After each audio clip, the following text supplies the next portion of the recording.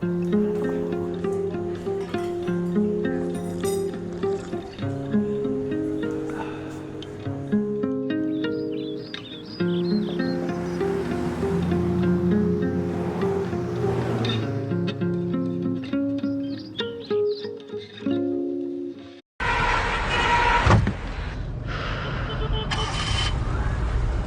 my god. So hot.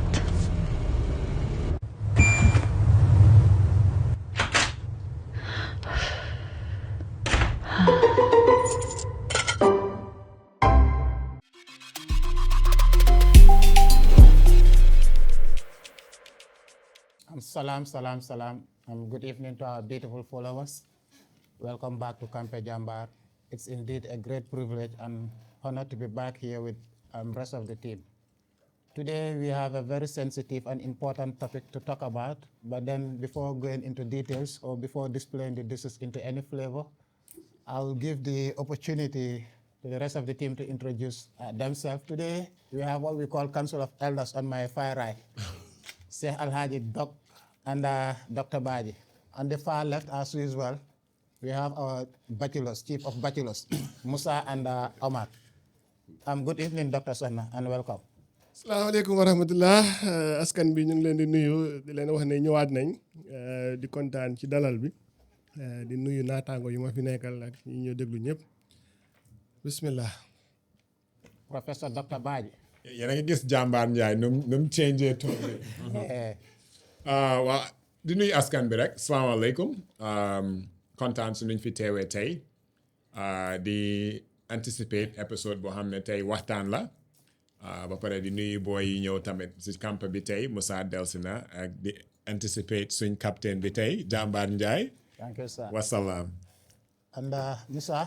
Asalaamaaleykum maa ngi nuyu ñëpp ñi ñu seetaan ak suma gars yi fii nii si camp bi di leen wax ne tey dellusiwaat neen ak yéen te tey nag dañ leen amal ay story yu ne naa wax explainal like suñ personal story la loo xam ne ñun dañ si jaar man ak Omar tey incha allah fas yéene daal pour explainal leen jërëjëf.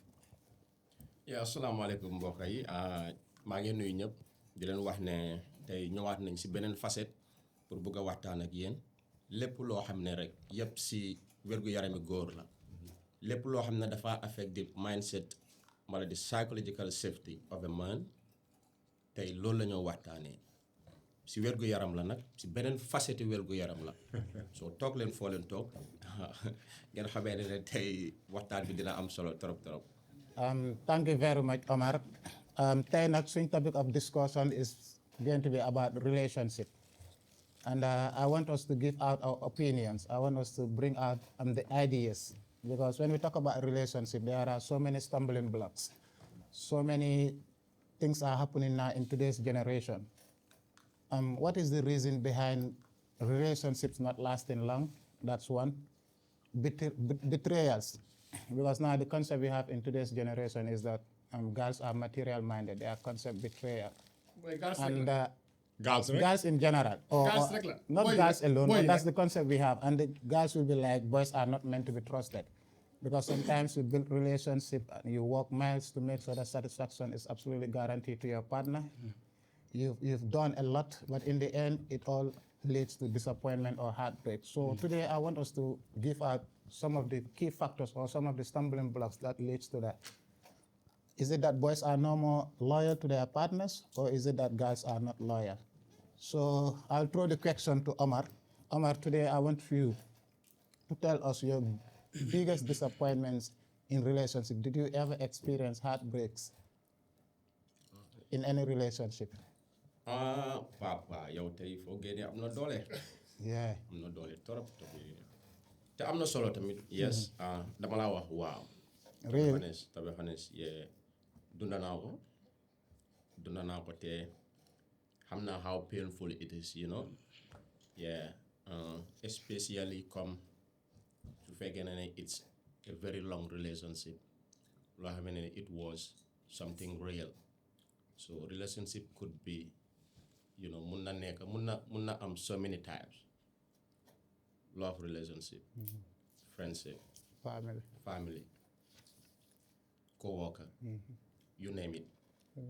But man relationship boo xamee ne comme yow foo nekk di waxee dund naa relationship bu gudda sax pap gudda though along the journey daf doon am some obstacles but still dañ ko doon mën a overcome then ñu move on, you know. Yeah, dund naa ko. So what's your longest relationship that you've ever built? su ma ko waxee nag to be honest maa bi ñu ko seetaan duñ mën a understand. Pap dund naa 23 years of relationship. What? Oh no, Omar. 23 good years? 23 good years of relationship. Wow. 23 good years of relationship. So mooy 23 bu ñu dee wax 23. So the 23 that we hear all the time is all about being in a relationship for 23 years. Perfect. And you've managed to keep that relationship going over the 23 years. Right. Though I've done some obstacles like I said earlier on, some breakdowns, but then could they want to fix, then you move on. Them na my entire family, they know about that relationship. So neka na ko xamne tamit come when I fall for something, dama lay bëgg the entire world ñu xam ko pour lan pour ma mëna secure sama boppa from having other opportunities. Bëgg naa tamit suma jigéen ñu ko war a xam ñoom they will know okay kii mooy jigéeni Omar. Suma relationship it's not gonna be in the internet du nekk loo xamee ne si mbedda bi la moo nekk. I always want You keep it low. I keep it low but ñu ko war a xam Why don't you know?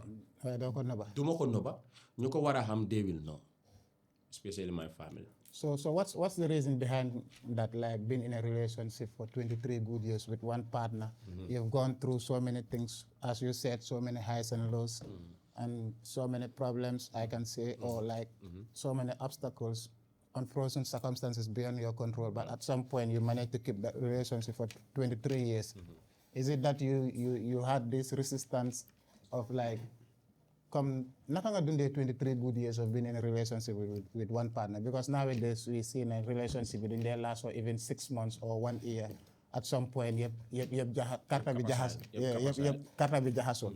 So is it that na danga muñ quite so long that you met the right partner? What's the reason behind it? You've been in a relationship for 23 years. Nekutone it was consistent for 3 Okay, years. at some point, some breakdowns. Then Then I'm gonna hook up with like hanga just for a short time.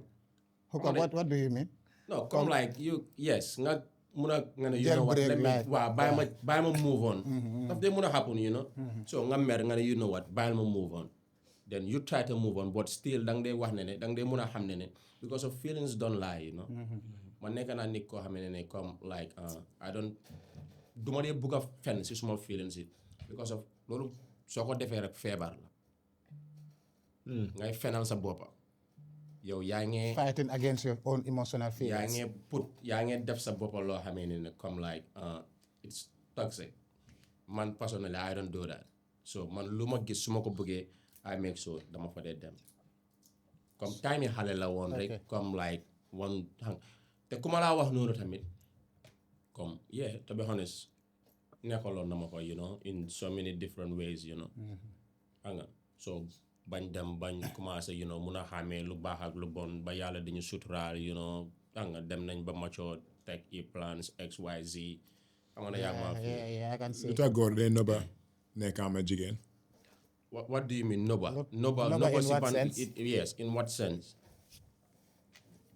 Lu ma wax mooy lu tax góor yenn góor yi Wow. day nëbba seen nekk ak jigéen. I think not góor yëpp. Waaw non lu góor yëpp. Wait, nekk ak jigéen ban jigéen. donc xam na fu may waxee. Council of Elders. Council of Elders. Wait. Council of Elders. Wait. Noba in what sense? Because not listen. Nëbba mooy ne. Nëbba bi du problème. Guddi soo leen wéetoo. Waaw. loo ko wax su suba nga tasee Musa mu ne la ana diw sàngam doo nettali. foo leen jaar. The thing is pour man nekk. xam nga lu ma mi nekk di wax. parce que yaa ngi wax ne yow dang ma ne. xam nga ñun fu mu nekk ni ñun dañoo déglu board bi. pour question. te dañoo wàññi angale bi sax parce que nekk waxtaani angale. dama ne yow danga ne. doo ko dee def social media which I think it's good relationship danga ko war a denc privately. waaye du pour ñëpp wante nooy waxtaanee koo nekkal soo ko nëbba daf dee am na lu dee waral loolu Going back to that council of elders in today's generation ñëwal sa jigéen soo ko nëbba nekkuloo di ko fësal nekkuloo lan di mooy ko wan fësal comme wan di social media bi nekkuloo di waaye social media nekkul nopp jigéen No, Pape. dëgga you can keep it private waaye nekkul some jigéen soo keepee seen relations private ñu ne la yow bugguloo ma why you keeping our love like this suñ relationship bi kenn xamul ko yow duma dee so gis am na jigéen ñu dee bëgga loolu yeah sure lu waral loolu dama dee def DP du ma tudda tur Pape xam na amoon naa kenn kooku daf ko bañ ba on social media dafa ceeñoon turam yëpp def ko suma nickname Pape xam na loolu noonu lu waraloon loolu exactly love because xam nga jigéen nuñ den na jigéen su la buggee du ko nëbba jigéen su la góor a nëbba di dee nga ànd ak nëbba seen sago you know waaye soo xam nga lan laa bëgg ñu def bu leen wax perspective yi jigéen parce que indoo leen jigéen wax leen perspective yi góor but we've been with them waaye dinañ so probably we know a little about because them soo nee jigéen yaa ngi generalize te jigéen dañ utee waaw xam nga tamit xam nga naka laa bëggee ñu frame conversation bi ñun góor yi wala man góor bi suma perspective no but it's xam nga relationship relationship duñ ko mun a duñ ñaari waaye léegi foog am na solo understand naa ngeen waxalal ñoom waaw understand naa foofu waaye xam bul nga waxal affaire paako la waaw so nuñ ñëwaat si ñun léegi comme ok comme léegi tey li tax li ma is di laajte xam nga moo tax ma ne dañ war a leeral dafa ne lu tax góor di nuba jigéen waaw léegi nag first question bi mooy ne ban jigéen jigéen booy mbaraan not mbaraan labat wala jigéen boo taka wala jigéen sa sister for exemple o sa yaay so loolu foofu nga ñi kaa ñëw kii taka naa ko ba pare moo sama jabar Adja Fatou son my picture bla bla kii jabari docteur Soxna la kii takaaguloo ko bëgg nga koo taka isoon di loo mënuloo koo fisal lu tax as a góor xam nga comme tey 23 years nekk nga ak somebody 23 years boobu noonu yow leeroon na peng ne am na foo doon jëm bëgg nga ko nekk loo woon di side non du si doon ñàkk waaw no I'm just trying to give an example of lan fu is di waxee nekk loo di side mooy ne you are sure if you are sure ne you are sure amatul looy nëbbu foofu la ñoo waxee su nekkee ne nag tey moo tax bu Pape doon wax maa ko doon koosoon dañoo ne gender bi moo am problème duñ waxee noonu fii nit nañoo waxee yes parce que tey lu Samba def Fatou def na ko waaye ñun suñ business mooy waxi Samba so nañ ñëwaat parce que buñ ko joxee let's own the thing léegi nañ ñëwaat ok ba pare man dama leen di laaj dara naka la jigéen boo takkut mun laa betray yes donc it could be déedéet mi xam nga lu ma leen koy wax nit ki ida sëy nga wala sëyloo nekkante moom ñun ñoo ko create rek no but non waaye jigéen mën na laa jox kàddu man dama leen di question rek laa la laaj xaaral dog mu ñëw right waaw jigéen soo ko mitee right even suñ koo takka si basang bi luñ dee wàcce kenn ñëpp mun nañoo seetle ne kii amul beneen lan jëkkër mus nañoo toog laajte ma ne kan mooy fari kii si jumaa bi I'm just challenging so lu ma leen di laaj moom based on your experience ndax jigéen mun na laa betray koo yow takkuloo ko wala joxuloo ko intentions of taka ko but xam nga loolu yëpp is connected ak noba jigéen non xaaral ma ñëw te yow yaa ngi just say so danga si war a bokka yow amaguloo ñun ñu ngi àgga si 10 years plus okay right yow da nga am seet te yéen seeyagul leen right so word betrayal bi naka la jigéen mun a betrayer koo xam ne du sa jabar I think ne it all start at some point because jigéen am na foo leen dee dooree mooy fan the moment ngeen tesee okay that's the starting point then Okay. what happens dafa des ci sa intention towards that girl do you always tell them your intentions it all depends on what your intention are question me, bi pour man jigéen bu ma war a taka mu ne Or just jigéen betrayal it happens in all relationship, whether you plant it, whether it's temporary relationship or you have good intention towards the individual. At some point, betrayal comes. It's not something that you expect. Also, it just happened. What do you consider betrayal? Like nga nekka niki ngeen nekka di grow along the journey, ngeen nekka di elevate each other. You have plans in the near future. Then ko dee gis fi nga build a relationship over a decade or 4 or 5 years, and you have good intention towards like getting married to that individual, like trying to build a future together. At some point, mu disappoint it. That's one sign of betrayal. Naka la lay disappointed? It could be dafa des ci disappointment. Mu gis keneen. Mun naa gis keneen. At some point. No, waaye dama bëgg a ñu define action bi.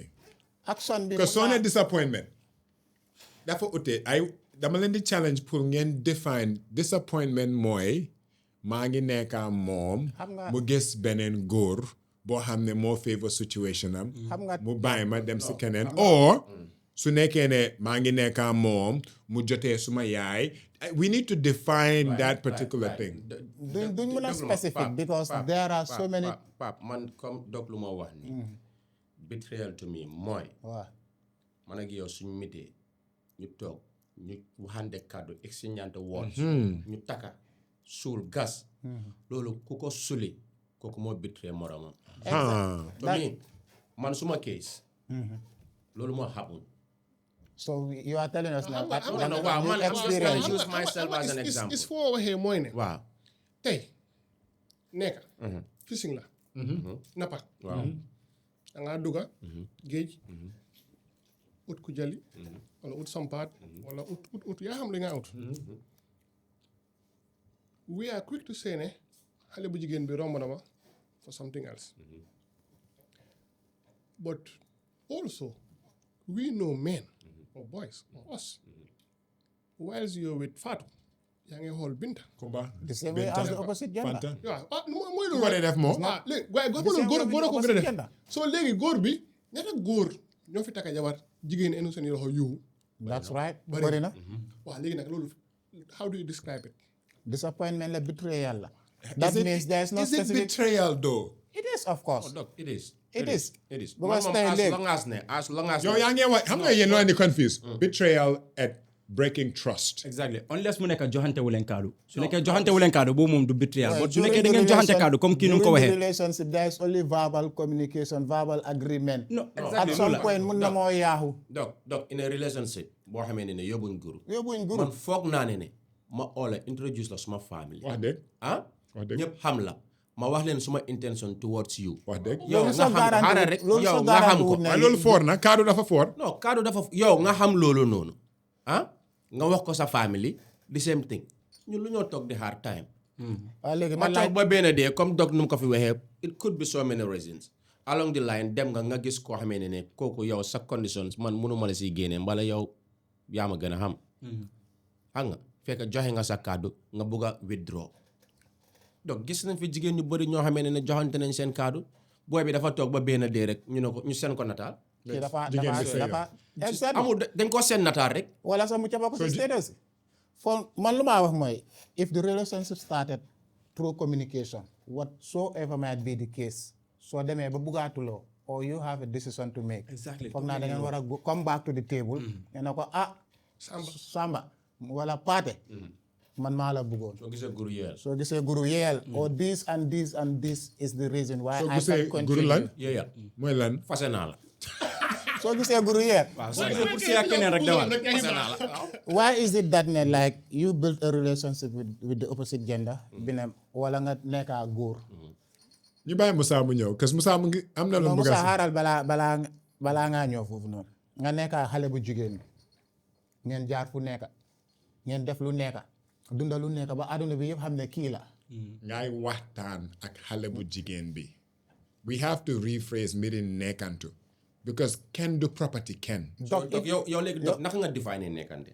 Man pour man. Waaw. Either you're married Wow. or you're single or you're talking to people. Okay. Have you ever snatched someone's girlfriend? Hey laajteel loolu. ndax nangu nga nga fekk jigéen si biir relationship nga xam ne kii nii panderi la nekka. musuloo ko def. Non musuma ko. So it's hands off. Non to be honest ku musuma. la wax ne yow am mos ngeen kof sa jaxa. Boy pap. Waaw moom du jeex boy. How does it feel? Boy pap. Leena la to be honest hot. métti na ma de. mos naa laaxu jooy. non jooy pour jigéen non to be honest. loolu jooy pour jigéen loo miin si non loolu. waaye dama la nekk di la wax musuma koo jooy léegi bàyyi ma waxee ko waaw, noonu rek. voilà boo jooy pour jigéen. waay jooy ay léeg-léeg ñu def la lu non waaye non jooy xol. non loolu musta am. mosuloo jooyal jigéen. non man de guilty naa booy man de guilty ok naa. Musa. Musa What's your longest relationship that you've ever built? That's my question one. Second, non bàyyi ko mu ñëw what are some of the challenges you faced? And third, did you ever experience heartbreak? Yeah, suma longest relationship gudul nag dëgga comme 2019 la dëgga 2019 ba 2022 okay it's just 2 years 19 20 21 22 yep 3 years but comme fu ñu jaar dafa bari torop understand nga kooku noonu nekkoon na jigéen boo xam ne comme lu ma dund ak moom musuma koo dund ak beneen jigéen understand nga kooku moo nekk di first and only jigéen boo xam ne kooku noonu dama ànd ak moom si suma yaay ñun suma sayet ku ñu xam ne ñun axlu sunna leen understand nga ñun yi fi diina bi rek la gaay dunda doo dee dof sa nga isi jigéen si biir kër bi foofu so imaginal man su ma demee ba jël risque bi jël ful jigéen ànd ak moom suma sayet understand fekk julli la sax de ñu def aso bi laa waxal si pet man ak moom ñu sol ko ñëw fe suma sayet suma yaay mi ngi toog suma yaay ak nu mu strigee kan moo jënd asu bi maa ko jënda ok continue te aw ma woon duul waaye dama sacrifice because du ma daan xool ne déedéet du ma daan xool ne comme kii suma jànq la dama ko dee xoolee ne comme kii suma futur jabar la dama invest am na raison mën a understand nga continue exactly so booy ma dama daan àndaat naa moom ba si kër bi suma yaay mi ngi toog suma gars yëpp ñu ngi toog suma yaay mu maa xool seet ay neexu ko waaye foog ma muñ understand nga te explainal naa ko after all ne comme kii moo nekk jigéen moo bëgg a takka ne ko dama ko ici pour disrespect la boo dama ko ici pour introduce la loolu laa décidé pour def ñëw ma wax ñëpp ne kii laa bëgg a takka boo xam nga rek kersa boobu moo nekk first time so but ñoom just by reading the actions ñoom xam ne yama feel so imagine jigéen boobu ma def loolu and how do they say it again bàyyi ma start ko because su ma waree start foofu noonu dem doole mën a understand it started back in 2019 ma met this fine beautiful Jola understand nga xale bu toog bilaay xale bu nice yama feel te Jola dañ mun relationship yeah I swear no honestly nag comme non ñoom suñ bëggee bëgg déedéet wait a minute déedéet soo waxee loyal dafa man damaa xala gil dafa mel ni kon problème bi si man la moo ñu non Moussa bu doxalal maa ngi soo xam nga léegi ndaw bi ñu start build relationship xam nga ñu start di seeti wante xam nga ma cees ko si diggante bi ndaw bi ma accept ma xam nga comme relationship bi dem nice yama feel so ñu dem ba comme fast forward first birthday am buñ di wala nga laaj ñaar ñëpp before you move on when you talk about these long relationships in your mind how ready are you ne dama takkan Ndoye bi boy yàlla xam na ne kooku noonu wallahi dama ko bëggoon a takka boy wallahi ready bi mooy intention bi hey bro dama pare woon ba jàppa ban time laa ko bëggoon a takka xoolal dama waxoon ne time bi su jotee su ma amee aw ma comme man doon dajale bro man doon raba aw ma woon jo waaye bu léegi after ni nga mën a understand ba ma continuer soo xam nga léegi naka leen ko dee ba first birthday am moom jotee so few weeks before birthday am xam nga jigéen su bëggee dara daf la ko dee wax indirectly most of them duñ la ko dee wax directly so dafa bëggoon pour ma propose waaw I don't know ñeneen ñi day complain so Ndoye bi comme dëgg dafa bëggoon na ma nag so mu maa woon indirectly ne dafa bëggoon pour ma propose ko because comme man ak moom ñun nobante dafa ufoon a gaaw I don't know ndax dafa ma ñaam joo dafa ma lan waaye Ndoye bi du ma ko nobee booy booy dafa ufoon a serious lan mooy définition ni nopp ñaam joo lan mooy définition ni nopp noppoon na ma lan mooy définition bi non moom ok man suma nopp laa mën a wax waaw ok comme man suma nopp comme like let's say ok nopp naa jigéen bi nu ma ko définir moo nekk ne koo xam ne pare naa pour joxe suma everything pour moom pare naa pour dee pour moom lu gaa yi dee wax ne ñeme naa jël taxaw si kanam yi bal sax pour yow wallahi yàlla xam na ne man like àggoon naa ko foofu noonu. déedéet doole mën a understand su ma explain su ma explain comme ñu bari dañoo foog ne comme kii comme lu mu nekk di wax ni dafa nekk di exaggerate booy yàlla xam na ne ko dama ko bëggoon su ma booy yëpp xam ne Batman la dama daa mën a kii Ndoye yu bari téewoon naa ay modèle jarumay ay tur booy Batman la waaye di thing is gis nga bu ma nekkee Ndoye boobu noonu comme lu gaa yi di wax kii mooy sa seetaane comme mooy suma seetaane mënatuma gis beneen Ndoye booy wallahi boo lu dof laa teel so before ngay daaneel yaa ngi wax si sa biir kàddu yi am na korité o julli boo xam ne da nga jënd peace and jotu council of elders ma throw leen question bi góor bu nekk di defal jigéenam because concept buñ am in today's generation moo nekk sa jigéen waruloo spend on her concept bu ñu am moo nekk jigéen ñi léegi they are material minded once nga nekk in a relationship nga nekk di spend on this jigéen ñu laa wax ne ah boo yow paccax nga yow xoolal ndóo bi mu ngi lekk sa xaalis pour man góor da nga war a mun jigéen mun jigéen moo nekk there is no bad thing in doing for the woman that you love no wait irrespective of what you think towards it dara si mbiri spending bi gis nga jigéen soo define seen relationship based on loo ko mën a jëndal danga koo ñàkk si lu ko ku ko mën a jëndal lu ko ëppa but defal sa jigéen it's not all about non waaye lan la jigéen bugga loo xam ne góor mënut a génne xaalis jënd ko love and care luy loolu nga value ko respect ko jox ko gëdda nga déglu ko right yeah so most góor yoo xam ne even yow soo dooree di nattee nu la jigéen di buggee wala nga notice pattern boo xam ne seen relationship bi material moo ko amee then it's a risky business. But my question, is it bad to do for the woman that you love? soo ko antalee waaye jigéen yu bari loo leen di jox loo xam ne xaalis mënu koo jënd moom lañ gën a fonka. But at some point they need your service. Like what? Like they need you to spend on them. Mus nga dégg love languages. Like? Have you guys heard of 5 love languages? Tojal ñu yax bi. Right. Am na ñeneen yoo xam ne their love language is quality time. Some people their love language is acts of service. Some people their love language is gifts. Some people their love language could be words of affirmation.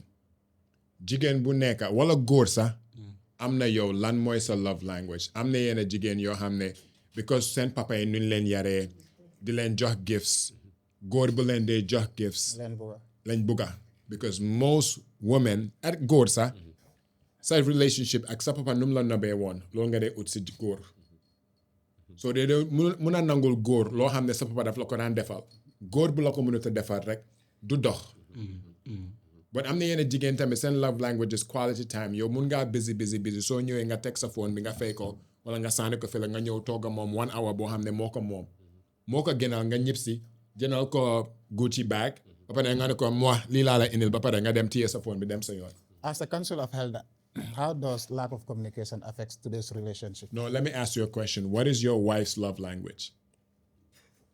Gifts. Gifts? Yeah. Better than quality time? Better than acts of service? Not actually, but that's what I noticed. You should know. Ask her. Of course I know. It's gifts. Yep. Then yow di nga nga problem. Bu baax sax moo tax saa yu ma wàccee jënda. Loolu moo ko de kontaan loo. Yep. Wàccee jëndal ko lu rafet na ko bébé bi yaa ko moom. Yow koo nekkaloon what was her love language? Waaw ok man lu ma bàyyi xel si beginning bi. Comme lu mu bëggoon rek moo nekk quality time. Yeah, because always sometimes suma busy sax because time boobu ma daan play American football. Ma daan am time bu baax. Yéen a daan ànda. Yeah, ñoo daan ànda yaa ngi feel so before ñuy ànda sax daf daan wax ne baby sa train bi su jotee danga ma dee bàyyi doo dee nangoo wax ak man te always dama dee bëgg a waxtaan ak yow so after nag si la start di ànd ak moom waaye bu ñu demee ba later on dama cappa den ndóo bi lu ma doon woon kooku nekkul moom waaw kooku so kooku beneen façon minded. exactly yep. So going back to the question before my ñëw si Omar, how does lack of communication affect today's relationship? No, every relationship the foundation is communication. Not even romantic. Why communication nekkul wax déglu la. Nit yi soo waxee communication dañ lay wax ne kuy wax. Communication is 80% listening and 20% talking. Most communication patterns, and this is something, I'm not a communication expert in terms of relationships, and that also that they utee nu mooy mel si liggéeyam. You could be an excellent communication professionally, but be a horrible communication in relationships. Because léeg-léeg nga gis góor génn si mbedda bi everyone appreciate him muy mun a waxtaan mun a campé mun a associate mu dugg si këram mel ni du moom. No, why communication is just listening. It's 80% listening to understand, then sooy wax tamit yaa ngi add value to the communication. So it's just listening. That's perfect. Omar, coming back to you, I have a question for you. Have you ever experienced like being in a relationship, nga trust your partner, óolu ko, share so many things with her, loo xam wax ko, su looy yëngu su looy duga mooy the first person pour xam ko. At some point nga ñëw rek kooku mel ni du moom wala nga ñëw fekk ndaw si nekk si leneen lu la neexut wala nga ñëw fekk kooku wan la gën a. non man moom Pape to be honest laa la wax de man du ma dee disclose sama issues. na Omar. non danga ma laajte. No, wax dëgg and I could respect that. danga ma laajte man du ñëpp laa dee waxal. but here's a Campeh Omar. waaw. déedéet waaye lu mooy wax I could respect it though moom mu ngi laa wax ne. man nga laajte question bi. isn't it so ma ne la man. you don't disclose your du ma dee relationship. disclose suma issues. du suma yaay du suma papa du suma mag du suma girlfriend. yow loo war a xam suñ diggante you will know it foofu nga am suma personal stuffs loo xamee ne comme man du ma la jël def la suma naka laa ko waxee ma trust la to that extent moo ñëw everything lu ma happen moo ñëw vomit la ko. no me or your partner. suma partner laa la nekk di la wax. That's true. I don't do that. no my question is not that. déedéet waaye Omar gis nga Omar lu may wax. loolu tax na sax 23 bu ma la nekk di la wax noonu bokkoon na si things yu mu dee complain. da nga tëju. dama tëju. no is that right. no but lu may wax it's true though. bokkoon na si things yu mu doon wax ne dama tëju. te nangul naa ko. nangul naa ko because of man dama feel ne when I need her support emotionally daf ma foo nekkal. but su ma ko need yeneen issues yi mënul ma ko foo nekkal wax ko amul ko njëriñ. jigéen boo nopp mu nekk sa right partner ndax kooku war ngaa tëju towards. Pape yow soo feebaree nga dem si mécanique bi mënut la fajal sa feebar daf la koo xamal rek. no but yow woman I mean. daf la ko loolu laa la nekk di la sa jigéen. yow tey Pape yow tey soo amutee dépense di nga dem sa jigéen wax ko. of course yes. Pape nañu waxante dëgg. no of course nga dem wax ko sa collègue. suma jigéen suma jabar. exemple laa la jox am na yeneen issues yoo xamee ne sa jabar mënut la si génnee. da nga need a man ku mel ni yow mbala nga need an elder koo xamee ne yow kooku nga feel like nga dem wax ko sa issue boobu noonu. jigéen ne am na yow sa jabar am na leneen loo xamee ne yow moom mun na la fa génnee than your parents. that's right. isn't it. Yep. so ku nekk am nga sa limite. man as a person. you don't man as a person non. jigéen mun naa change góor. yep. change in what sense. yep. ndax jigéen mun naa change góor. waaw loolu dëgg la. mun naa change góor. you believe in it. jigéen mën na moo def góor mu baax mën na moo def góor mu bon dafa defeen si ban jigéen nga am soo bonee mën ngaa tasee jigéen mu def la nga wash sax loolu yëpp it's possible dafa des si ban jigéen nga am daal moo tax always dañ dee wax ne comme sooy takka jabar boo just takka jabar rek boo takkal koo xam ne comme like daf laa mutali yamaa fiil koo xam ne dafaa nekk sa partner koo xam ne daf laa mutal daal because ñun xam ne nit mutut in general most spécial ñun góor soo gisee yàlla mu ne pour nga takka jabar takkal koo xam ne kooku noonu dafaa mutali sa diina koo xam ne daf laa mutal waaye mu ngaa ñëw takka koo xam ne kooku noonu mi ngi jógee la see baalale ma ne Sénégal bi yaa ngi ma fi nga tasee kooku noonu waxtaan ak moom nekk ak moom tuuti rek nga ne bàyyi ma takka kii nii su nekkoon ne yow ku bon nga sax yow danaa dem Sénégal bi di toppandoo yi foofu noonu. ndax yow jigéen boobu noonu yow mënuloo koo change. mun nga koo change but ñun dañoo laajte ndax ñu laajte woon si saati jigéen bi si saati góor bi la ñoo laajte so foofu laa la ansa léegi yow soo takkee jigéen boobu noonu léegi ndax kooku noonu dina la change yow su nekkoon doo doon julli ndax kooku noonu na la julli loo kooku daf laa gën a bon loo daf laa gën a réer loo so loolu laay jéem a explain nii jigéen mën na laa change from bad to good mën na laa change from bad to worse tamit. is that based on a condition. like comme naka. su stopee di la jox love. da ngaa stop di change. no like it depends comme ok comme fu mu nekk nii like su nekkee yaa ngi amee sa jigéen boobu noonu like si so when you like ok man nit façon nit bii ne la yaa maa feel how do they say it again then like yaa ngi ko accept si façon nit boobu xaw ma naka laa ko explain ok mu ngi la woon boppam accept nga ko si façon nit boobu noonu yaa maa feel obviously like seen relationship bi dafa ne da ngaa believe ne loolu moo nekk love but soo demee ba after ndoo bi commencé di change jikko loo xam ne nekkul la di favor yow si ngay soog a start di gis ne ok comme like this is not the woman that I want how mën a understand nga commencé di change. commencé di moo tax lu ma miin mooy. yow soo nee jigéen mun na laa change. is that change conditional on the woman's love. still mënoo understand sa question boobu. su nekkee julli right nga met jigéen. koo xam ne mu ne Moussa dama la bugga. yéen a ngi happy. waaye Moussa dooral di julli. nga door di julli. bés jigéen mu ne la xam nga lan la dama gis Omar. maa ngay dem tuxu si Omar moo la gën a nekk góor moo la ëpp xaalis. da ngaa stop di julli. dafa depend yow sa iman. falam tool kon dafa depend kon yow sa iman dafa depend yow sa iman foofu. xam ngeen du ma nekk di laajte tere. non su nekkee ne moom moo tax bi ngay julli moom mu dem mu bay la ok su nekkee sa iman dëgg mun nga wax ne comme moom moo taxoon ngay def loolu so da ngaa bàyyi loolu obviously because mere nga ko so anything loo xam ne moom moo la ko doon def loolu da ngaa bàyyi loolu ba su nekkee koo xam ne yow digga sa faith dafa strong doo taxul nga bàyyi loolu waaye sa faith su strong on soxla woon jigéen mu julli loola. non waaw dafa des tamit non dafa des still even su strong wut sax jigéen boobu moo la change that was your question. Moo la That change. jigéen so yow gëm nga ne jigéen mun naa change góor. of course yes. yow Yeah. in what way. It could be in both aspects, either positive or negative, depending yow fu mu la fekk. waaw So man dama gëm ne nit sax sooy ut soxna mbala jabar soxna la nit war a ut ndax jabar moom ñëpp mun nañ ko am. what's the difference between soxna and jabar. Thank you.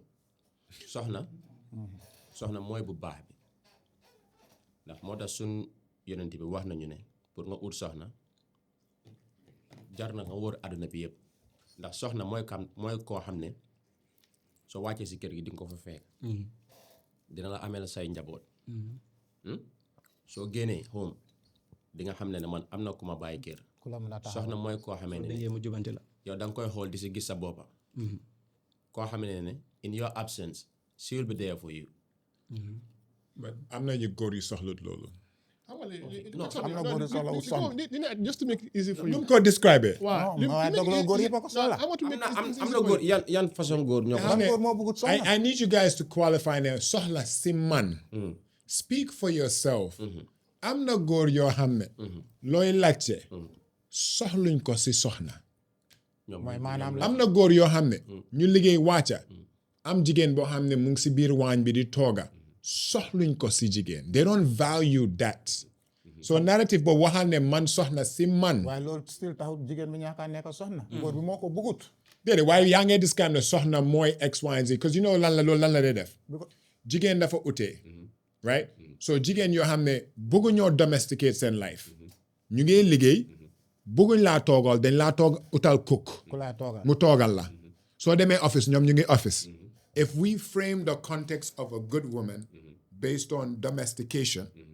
yaa ngi put all the women in a box te nekkul góor yëpp a soxla loolu. ok léegi donc loolu laa waxaat gis nga góor bu am loolu noonu yow amoo soxna jabar nga am. xaaral ma ñëw rek. xaaral ma ñëw rek. because of ku nekk tamit utee na si yan qualities ngay utee jigéen. waaw mooy li ma wax rek. xaaral waaw yow tey mun nga looy ut si jigéen bu rafet. jaajëf council of elders. jigéen bu rafet yow mun naa am yow loolooy sa prime quality looy ut si jigéen. yéen mu leen a advice fu mu nekk nii yéen da ngeen war a taal. donc man mbapat naa de. waaye arène bi yàgg naa fa de. waaye ay célibataire ngeen. man waaye yàgg naa si arène bi. waaye dama mbapat. waaye Amar mbapat na. non mbapat naa Pape waxala gaay yi. am na jaar ma ne. gis nga am jàngat. naka ngay define am jàngat am jabar dafa utee de. non donc understand naa dafa utee. come back to is lu ma wax. waa ñëwal. anglais dafa ne. tell me your friend I tell you who you are. foofu ngeen ko war naa jee answer rek mu jee. parce que tey your number one friend mooy your partner. like it or not it's by default. especially no wait. that's what you're gonna spend the most time with. foofu man naa fa teg loxo. waaw waaw may ma may ko mu daane by default your partner is going to be your best friend. This is not the romance the new one. This is after years. New ones, yeah? Yeah. This is after years. Because take Fatu for example. See, it takes all the time aside from work. You get to a point where even the way you talk is influenced by ñinga around. Ñinga surround. It just happens naturally. You know, you post. The allergy purpose. Because of what? That's how just it works. Naturally, our linear jigen. Even in Islam, for example, taram, clan, religion, beauty. Yeah. No, so when you come to religion, it might define what you talk about sahna. When you come to money, it's nothing with sahna. When you come to beauty, it's nothing with what you talk about, son. Again, it depends on what you want as a person, as a man. Hey, medical director, when I was getting married to her, I knew that this is a doctor who's ascending in the airways. But is it not... My point exactly. So, I know that this is somebody who's ascending in career. I will get to a point where maybe I will, in as much as I don't want it, I might not see her days. But I expect this to come. Like when we have all the satellite places going up and she's going up and down, I'll be alone. But is it the responsibility of a woman to be doing that for the husband? Responsibility of doing what? Cooking house Omar? No, it is not. No. It's not. It is not. In Islam, sa doom bi sa su la ko nampale da nga ko war a fay. Kañ. Du la toogal, du la loolu are culture that we impose in here. In the Arabian world, women don't do these things. But I think Is that hadith sahih? but I think Déedéet man dama leen di wax Hadith boo wax ni is it sahih? Déedéet. Is it I can authentic? understand ne make sure ne lekka mu si kër bi. Because you remember Halimatu Saadiya ak yonent bi the story. Before Halima jël yonent bi naka la demee woon. Waaye nekkutoon yaayam. No, même. That was the culture. It Yeah, was why- a culture. No, listen. Man, yaay laa nekk di wax. ñu ngi 2025 de. But is that hadith sahih laa la wax? Halimatu Saadiya nekkutoon yaay bi. Halimatu Saadiya was doing that. Amar. Service la amoon. Halimatu Saadiya was working. Xaaral ma ñëw rek. It happens pap. Nga am sa doom yóbbu ko si kindergarten bi. In Sunnah, Similar thing la bro. You pay. In Sunnah. Mooy three things. Yonent bi def na. Wala wax na. Wala gis na ku def. Mu aaye ko wala mu bàyyi ko ci. Waaw. but And there is no place in the Sunnah where yonent bi cancel that loolu noonu. So léegi loolu laa la wax. Yow lay wax ni te Omar sax hadith la xaaral. ba pare diine bi lu mu wax be able to feed her clothe her Waaw. and satisfy her in Right. bed. Feed her Council of Elders. They are naka not lañ from ko change experience. ne feed him But then I think No waaye listen kii lu mu wax foofu laa point boobu laa bëgg a ñëw. waaw diine bi ne la sa doom yow soo ko amee nga nampal ko jëkkëram fay la ma ne la is that hadith sahih loolu du alxuraan hadith la hadith moo ko isi foofu laay ñëw. moo tax ma ne is it sahih nga jox ma bu Halimatu Saadiya la ma ne la Halimatu Saadiya service am la doon joxe xaaral ma ñëw jurutoon yonent bi service am la woon that was the routine culture la woon jamono boobu ma isi la exemple suñu jamono bi di nga am sa xale bu ndaw sa doom nga yóbbu ko sa kindergarten bi nga bàyyi ko fa dem liggéey ñu tekke yàlla ko you pay but sa jabar hadis boobu noonu dama bëgg ñu gestu ko I know what I'm saying moo tax ma taxaw fa seetlu I know what I'm saying the other thing am na point boo laal because of dafa am yu bëri yoo xam ne ñun war nañ taxaw seetlu hadis la hadis ko isi du alxuraan yooyu yëpp hadis ko isi so it's good ñu taxaw si seetlu suñ diine bi nañu wala nga takk jabar utal sa prime ku am diine ku rafet ku am alal ak ku lan waaye xam nga jógee si askan bi why léegi xaaral ma ñëw is flawed Omar you know why xaaral ma ñëw why doo leen mën a use diine xaaral ma ñëw. no xamoo laajte dara dama leen di challenge waaw ñun léegi-léegi we're confused waaw duñ mën a use diine as a benchmark te diine bi tamit waxut mbiri nekkantu 10 years waxut mbiri nekkantu X Y and Z waxut mbiri it all chase started at some point. déedéet It all started at some point. xaaral understand now we are contradictory Doc, as a we are society not- no, Doc. and they pick and choose Doc, defal kan ndànk lañu rek. diine bi favor defal ndànk dafa ne ñu wéeru si loolu te ma wax la dara ñëwal diine bi ñun góor yi especially when it comes to jigéen yi saa yuñ buggee upper hand wala oppression ñu wéeru si diine bi waaw waaye doo mën a use diine bi as a yardstick for relationship between a husband and a wife when 90% of our relationships before we marry somebody is not halal. correct xam nga man waxuma ne the relationship we doing is halal xam nga man waxuma loolu But how could you have xaaral ma ñëw rek heartbreak si loo xam ne xaaral ma ñëw non Doc lii connection la even No, this marriage is all started as a relationship. xaaral ma ñëw rek xam nga man waxuma ne the relationships we're doing is halal xam nga waxuma loolu these are just emotional feelings connection la ma gis la nga bëgg ma suñ feelings yi match then ñu ne you know what let's just flow bro All marriages start from there. 75%. fépp foo ko gis am nañu one time fii lañ successful started ones don't. one time Societies you the lowest divorce rates are arranged marriages. arranged marriages Yes, the we'll come to romantic version of love has the highest rate of divorce because human beings are fickle. Most decisions that you make based on emotions don't last. But some emotions are true. Societies, your hamne marriage is more of an institution to protect wealth, to preserve society, to do all those things. But hamne love comes last, they have lower rates of divorce than this Romeo and Juliet brand of love. Yeah, but also, But also those who is- did not have That that, I agree. Also, no, but That I also, agree. also, Wow, also, that I agree. also, Wow. you body of them, are they in the marriage because they want to be or they are forced to be? and there's lack of What's the chemistry. purpose of marriage? The purpose of But to build up, to be there together. Lu njëriñ ñu sëy? Man de man noonu laa ko gisee. Moussa luy njëriñ say. Parce que yéen sëyagu leen. nga yéen council of elders ñoo luy Yéen njëriñ sëyagu leen. Mottalante ngeen mottalante. waaw Is marriage a romantic institution or a political institution? non Donc political. Yo? I think it could be both. No. Waxuma la either or la laaj. No, but it could be both. It could be both. Is marriage a political institution or a romantic can you break institution? down it? A political institution in what sense? What politic means what's in it for me and my future and my past. Romance is Romeo and Juliet. Jaral na ma bullet could be fetel ma. both. That's what I'm saying. It could be both. That's what I'm Irrespective saying, bro. What do you think about it? Political. That's what I'm saying. Parce que Wow, time boo Okay, yo, kingdom si choose kingdom us si. aside. Nga kingdom si. explain. Did it? Choose on the, I think it is political because of X, Y, and Z. I think it is more romantic because of X, Y, and Z. Key one not political. And we go around the table.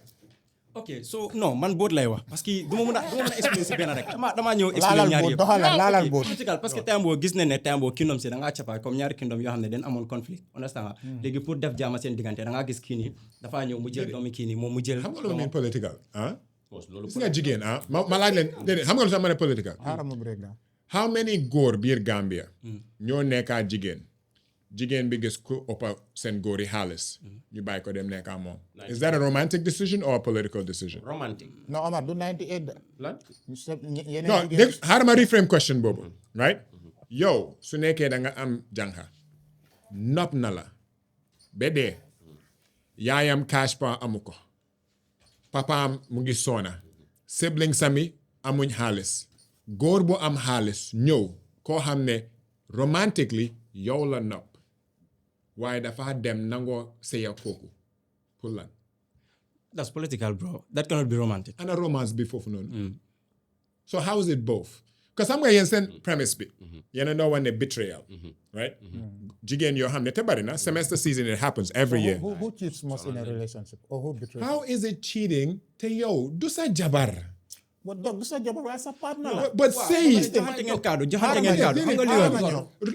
mus nga añee love non donc waaye ana ngor ana ngor. ana ngor déedéet ana ngor. déedéet ana dignity. understand naa loolu yëpp Understand ma sa waaye lu kàddu. ma miin mooy yow su nekkoon ne moo tax conversation bi we're talking about how poverty affects relationships yeah. That's quite xam nga love is a privilege Yeah, but that doesn't mean Love that you make have it right to- there. You have to disappoint your yow partner léegi because yow man Musa yow yaa ngi doon wax ne sa case Musa, I yaa ngi agree. doon jéem a dajale pour am jabar Yeah.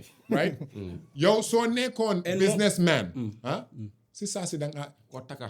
waaye waa loolu dëgg la mus ngeen xam ngeen naaj yi den su leen dee wax na money be fine bobo Yeah, man. most waaye dara xëy rek sotti gis nga góor booy turn down noonu because there is someone out there who boy can bro do da ngeen everything bàyyi ma for you. jégalu suma story bi waaye da ngeen bàyyi ma jégalu suma story bi waaye a suma lot of jigéen yoo xam ne they financially secure are not with the loves of their life That's right, but turning down a man so because is marriage political or romantic? But it's political in the Gambia here, man. it's political. It's political everywhere in the world. But is it right to turn down the man of your life because he can Yes, because you cannot eat love for breakfast. No, but doc, ana ngor kon. Can you eat God for breakfast? No, it's not about eating God for breakfast. So man lu ma believe mooy. Doc, wow. Man du ma nekk si relationship. Ma ne. Omar build a relationship of 5 Gis nga years. bés di nga am doom bu jigéen. Waaw, Huh? waaw. Koo xam ne mun naa protect yow sa future city. Right? Ñëw taxaw. Mu indi koo xam ne óor na la ne kartakat la mu ngi yaaxa xaalis as in financially he's not secure. But Ndax di nga ko ne demal nga follow sa love. what if that man is hard Bala ma working? déglu ma, is déglu ma. determined? Yeah. Omar. Huh? ñoo ñëw.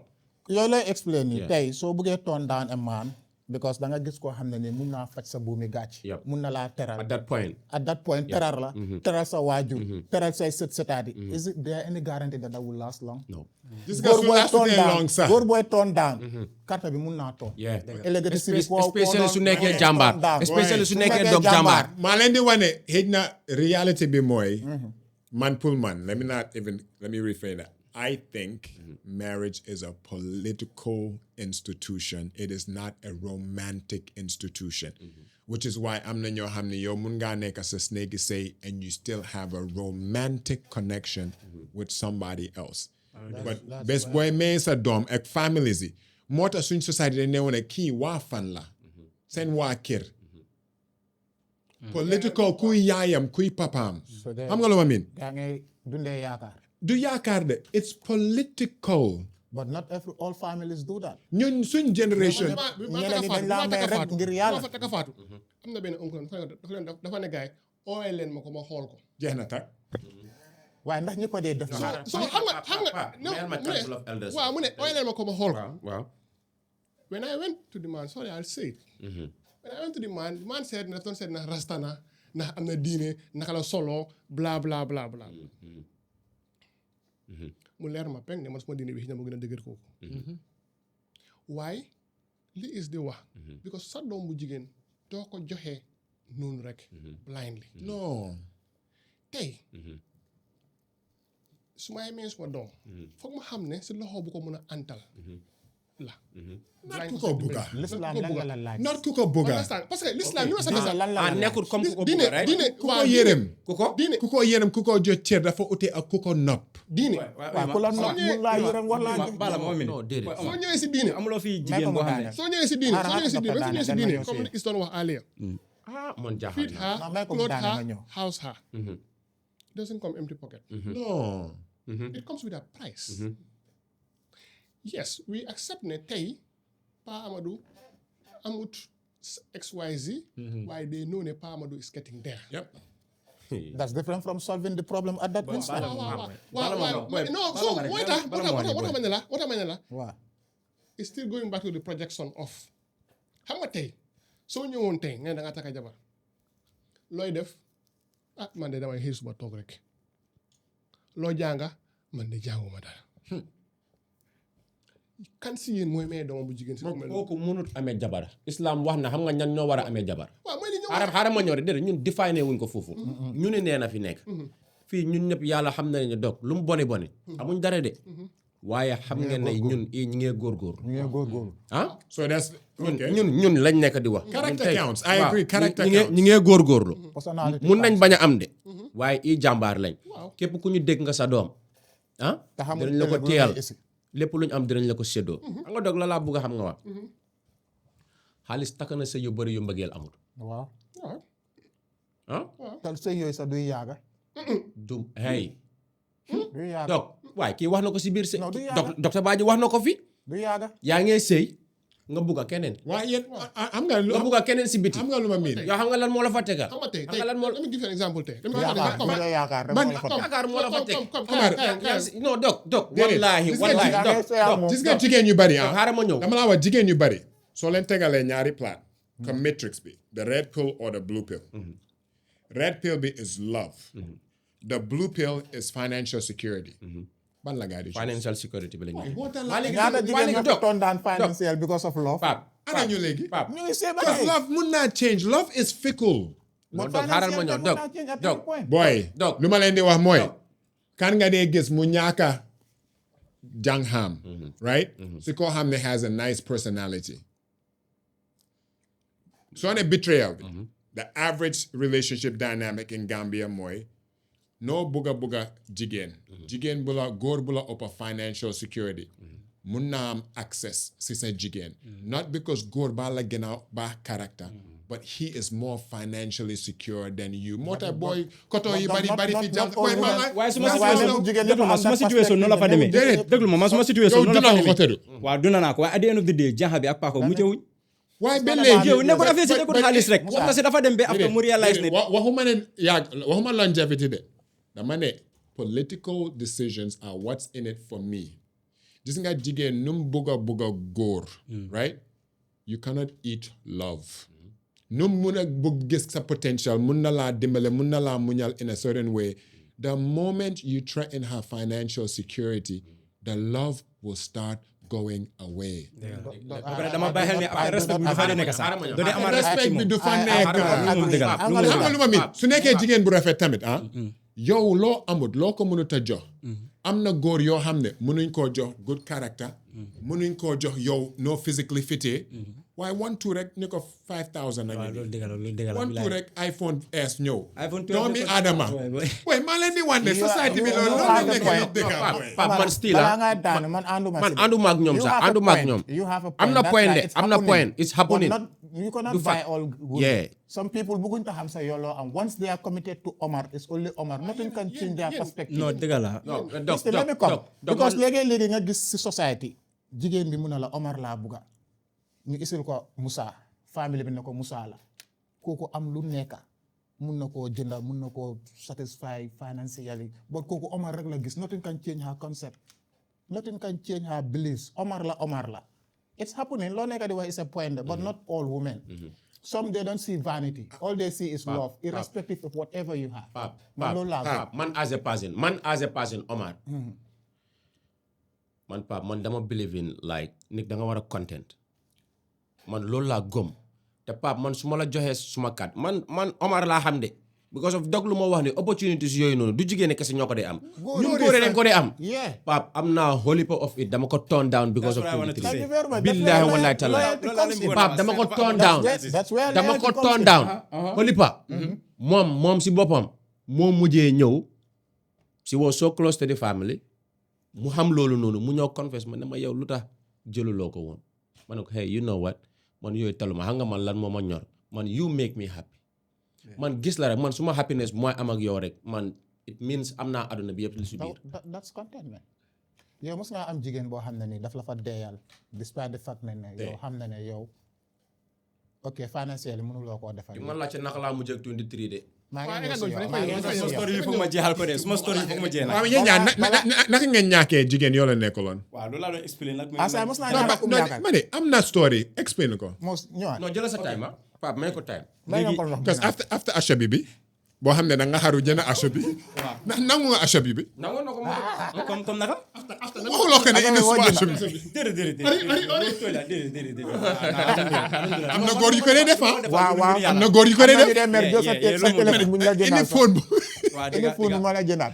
so xam nga ok fanaa may amoon si baadiyam bi bu mu noon jot so xam nga those days ndax ma daa woon tembo vidéo comme tubaab bi suñu dee propose seen jaaxe ak yooyu noonu moo ne baby this romantic ak yooyu noonu understand so yaa ngi doon dund indi yan ma loo. xam ne loolu la bugga so waxuma ko dara exactly woy bi rek a desoon so waxuma ko dara so ma bàyyi ko si biir ba day baadiyam bi so bu ma ñëwee understand comme 2 days before baadiyam I don't know 3 days ma dem si benn paako suñu area Silver Smith la imaginal de booy raba def lii booy suñu dóor bloc ma dóor bloc def lu nekk booy ma am 3 taw 2.5 bi ma jël ko spend ko si jaaru silver bu nice bu am stone si kaw imaginal wala lu taf laa tey nii loolu tas na sa yaakaar. 5 aj bi ma lifin how did they say it again ma jine ko box si jaaru bi 3 days si kanam booy maa ngi jeexal parce que ma demee si baade dama ko lef yeah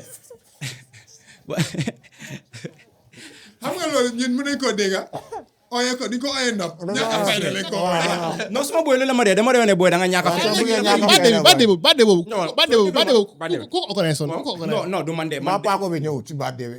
ku ndox kan moo ko sponsor. dama sponsor lan laa wax nii diga xaw ma ko sponsor na diga I don't know anga tembo rek may naka lañ ko dee yaa ngi dof may dof yaa ngi exactly so su nekkee keneen góor moo ko sponsor nag.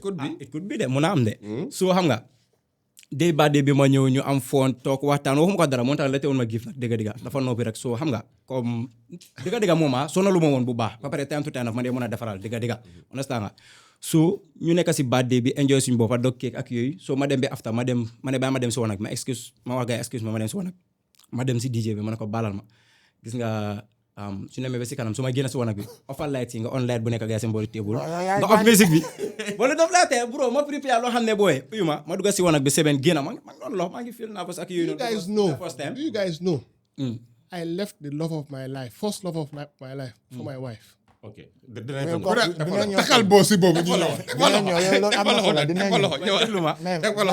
booy lu daf so ma génn si wanag bi love bi ma ñëw si DJ bi ma ne ko balal ma defal lu ma la wax c'est off lampa yi foofu yëpp daag comme xam nga rek nit yi di wax comme lay mu on feli ne le mu on lampa bu nekk gars seen bu team seen table bi mu jox ma mic bi so ma commencé di wax na xam nga rek di wax comme lu baax fuñ jaar ak comme lu moomu ñal ak yooyu noonu xam nga rek di doon maa ngi si tudd restaurant non boo jaruma li si may ñëpp a ko déglu boy maa ngi wax maa ngi dox su ndu bi maa ngi capandu bi from a distance mi ngi gestu mi ngi seen nii waaye xam nga sama voice bi so mi ngi tiir after bu ñëwee ba ma fola si light bi ma accès foofu noonu after DJ bi mu on light bi so mel ni comme dañ ko waxante so mu on light bi boy after ndu bi capama ndu bi téye kanamam bi di jooy understand nga wax suma wax def suma ay lyrics ni congo yu mari bi Paramos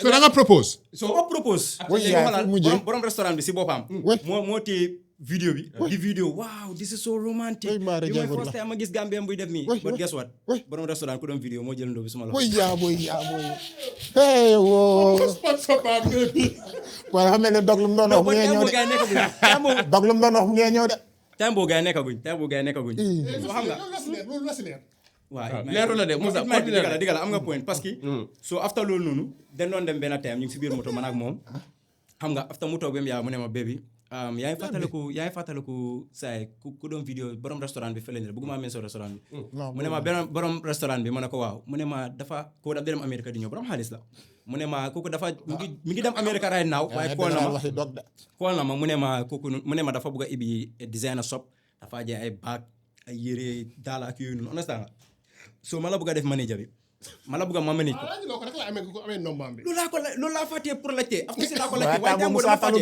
tembo maa ngi la fool boy dégguloo ma ne la man xaw ma da kii daf ma def ñaam jodo mënu maa understand suma boppa so after waaye leena laajte naa ko ma ne ko bébé ay sonné comme kii lu mu laa defaral nii fivo yi mu laa defaral ndax daf ko miin ndax dafa am beneen intention mu ne ma non bébé nii kii daf ko miin xam nga rek man tam bëgguma wax lu bari parce que su ma waxee man I was jobless ma wax ne kii dafa iñaan ma noppi ma bàyyi ko si biir so xam nga after ndu bi mu start job bi xam nga so ba pare time boobu noonu rey mi ngi bari woon si dëkk bi ay jamante rapino ak yooyu noonu so time boo laa daan dem train American football maanaam moo ñuy àndal sometimes daf day dem job so su ma jógee train instead of ma ñibbi kër de damaa jógee training bi ma dem ma toog si bunti sobam bi pour protect ko rek ba ten jot ñu wàcce ñu ñibbi ma gunge ko ba Sancaba ñu dem ñu jël moto waaye baxa yu ma amoon waaye yëpp laa dee spend non ne ko town trip sax de waaye dañoo fay from traffic light ba Sénégal bi yow yaay fay waaye fay di su ma xaalis after bu mu jeexee moom tam si la dee mën a dugal sometimes nii booy dama leb xaalis ba soona booy relationship boobu fan la mujjee booy déglu ma bàyyi ñëw soo xam nga noonu ba am na benn time so dañ naa wax video call every time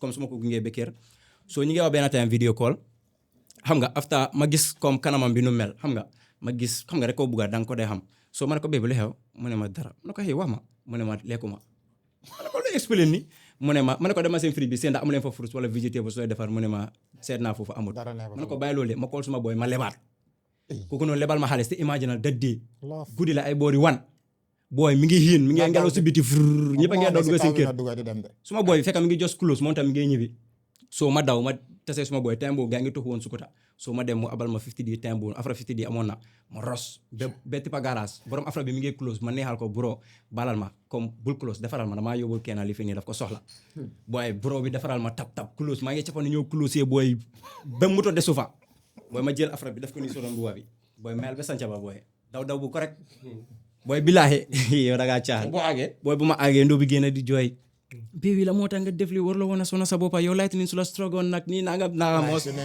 man maa ngi kontaan exactly so xam nga comme maa ngi kontaane comme accomplice naa suma mission bu ma doon demal so xam nga waaye góor bu baax nga nag anybody who's watching this jëkkër a ngi nii de husband material so xam nga then after ma ñibbi kër so bu ma ñibbee kër xam nga after ñu aaga mu naan ma no bébi yow laa doon xaar nga aaga ma mën a cop nii xam nga ñu continuer noonu every time and video call so after ma bàyyi nag su laaj dara boy how old were you that was 3 years ago kon 27 laa nekkoon may 30 so that entire period of the relationship xaalis boo doon raba how much of it did you invest in you comme non dëgg yëpp si moom la doon dem tricoté bi yëpp si moom la doon dem tricoté bi yëpp si moom la doon dem xanaa crédit ki ma daan jënal suma booba mi lu ma miin mooy xam ngeen fu ma nekk di waxee tey loo xam ne dama koy invest suma booba because you were 20 ñaata 27 góor yu seetaan a man in your 20s, exactly na guy get love And build your and build yourself. exactly If not, you will be a 40-year-old man without money, no security, no skills, and no love. And you could fall in love when you're 50, when you're 60, when you're 70. But remember, you cannot eat love for breakfast. Continue. xam nga fu nekk nii is fu mu taxaw. ne ndoo dama la bëgga wax bi du continue du yàgg. xam nga fu ma waxee. lu tax Because guarantee. financially. Yes. Oh su fekkee xam nga dog lu nekk rek su te nekkee based on potential. su nekkee ne nekkul fa sax su fekkee ne amul sax. su ma ubbee suma bank account bi sax wax ko ne $0. Right? Du la gëm. su gisee docteur Yes. Pa Amadou Soxna mu ngi signal ne su amee zéro tey statistically ëllëg ak gannaaw ëllëg he has a higher chance of having $100,000 in his account Even the man that than yow Musa Afra at 2 a.m. di daw you don't stand a chance in society. So moo tax things could change for Musa tamit. This is where we are coming to. This is where we are coming to. Lii wax bi du ñun we are not love doctors. No. We are making men. This is what the talk is about. What is he saying in a nutshell mooy ne soo dëgëree as a góor in terms of xam nga moo tax te ñu ne la lose law. Yes. Because xam nañ what you are worth.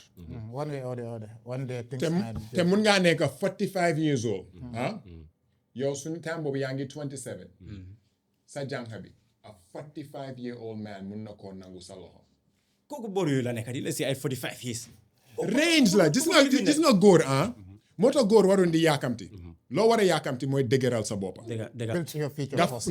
te gis nga investment man laa laaj from an investment standpoint gis nga if you put that energy that you put towards love into developing Musa Gassama at 27 fu mu nekk nii yaa ngi reap benefits of investment bi right That's quite I'm telling you this ñun suñ maasi man I was in school till I was 28 boy and ñoom dañ laa forcer ne takkama léegi dëgg or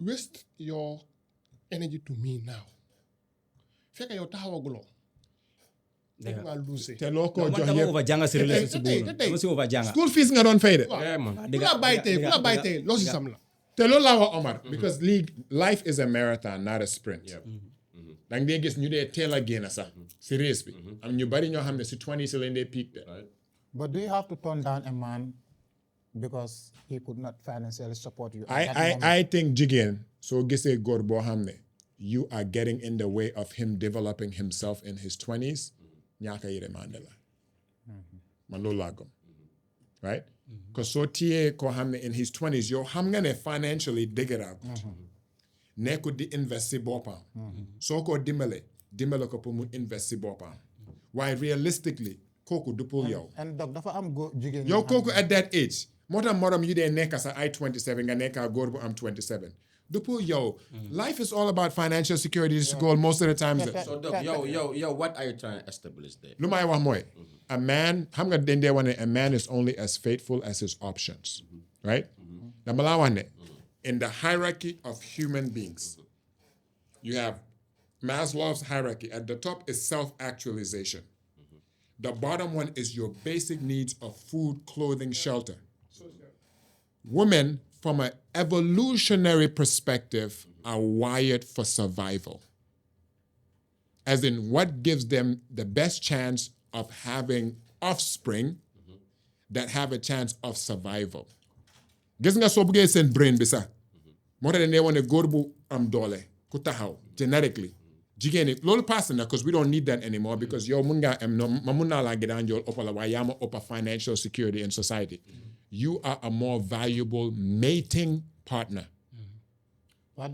so damaa ne psychology di góor yu bari you need to position yourself to be a financially viable mating partner ak jikko bu baax then you separate from the crowd because kii jikkoom bi mut na but in that moment moo ëpp góor yu bari character am na jom waaye su ñàkkee financial security he is not gonna win the love game waaye donc man lu ma bëgg a laajte man loolu rek laa nekk di wax nit ku nekk sa tee nga xam So conduct, I'm not- you are I'm saying not that, like one question, Repap. You are saying, képp koo xam ne you are not financially strong. fulala loolu be selfish about building yourself in your 20s as a man, in your 30s as a man. Ba nga xam ne in society right now, yow mut nga where you're not at a competitive disadvantage in the love game. But I'm telling you, góor bu dëgërut, you are at a competitive disadvantage in the love and mating game because kula gena dëgër moo la always get options and they will take your girl. Because takuloo ko. Soo ko takee sax ñun xam nañ society buñ nekk. Am na ñoo xam ne just because am nga jëkkër you're not off limits. Ku la ëppa doole mun naa jël ni caa ngeen nangu jabari jàmbur yi booy. Even suñ si biir néegi sëy sax nañ waxante dëgg loolu mu ngi happen Gambia ñoo xam ne seen jëkkër yi nekkuñ fii seen jabar yi ñu ngi nekk ak keneen and vice versa. Ba pare góor yi tamit same thing am na jigéen yoo xam ne ñu ngi nangu jabari jëkkër yi jàmbur yi tamit. Before ngay daanal foofu sax I think distance relationship nekk ak jigéen yow nekkuloo fi wala nga takk jigéen bàyyi ko fi tukki ñëwuloo 5 6 7 good years ndax jigéen boobu is it easy pour mu stay loyal in your absence? Well, I think loolu noonu is becoming rampant in today's generation nga takk sa jabar. Waaye lu waral loolu? Why is the guy out? Poverty wala mu bugg a dem Earning. Boy, nañu waxante dëgg diaspora bi boy. Gambia, you don't have earning potential in Gambia. And Motamanla, if you look at the family structure, and I think we should start thinking about marriage as how do we build wealth as a unit so that our children's lives are better than what our lives were. So if the master plan is political, how do we build wealth as a family? If one of the partners have an opportunity to relocate to earn more revenue for the institution, teda mom digi gudi te reeru leen. Ak nga tëdda yow kenn lampa yaa ngi taal AC baa ngi taal fridge baa ngi fees. What about góor yi dem toog fàtte Man, seen jabar? listen, man, I am not an expert in that. Loolu duma ko laal sax. Dr. Sana, No. So, let's leave no stone unturned. I want you. No, I want us to judge man, without Dr. Sana, sentiments or man, give Dr. other. Sana, Yeah, Dr. Sana, I cannot be at point A and my wife is at point B. Man, you cannot tolerate no, that. I cannot. It cannot happen.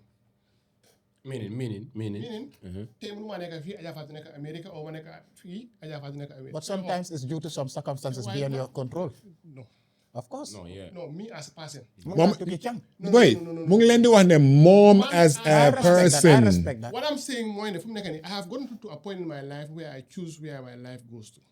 Maybe this is because of how I evolve as a person. Fu mu nekk nii tey no matter what we are going to get, it is going to cause us for a long time separation. It's not what it was. You understand? Yeah, we understand. Get them 2 weeks, 3 weeks. We understand that. Because that is who I am as a nature, as a person. When you come to Islam, where we know at the Omar generation, where the guys were out, the Hare, they them into Europe, they spread Islam. Good in the Basin Jabar Medina, they took it. There was a problem. Eventually, it was causing jigeni to suffer. And it got to a point where Omar said that there was a law, any man cannot go beyond 4 months, that they have to come back. But again, that environment is different from today.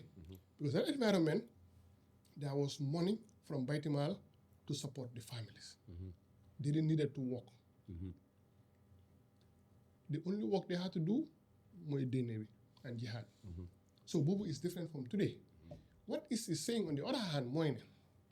Hey, if, for example, husband can go to Europe or America, putting Nyefe for a better institution,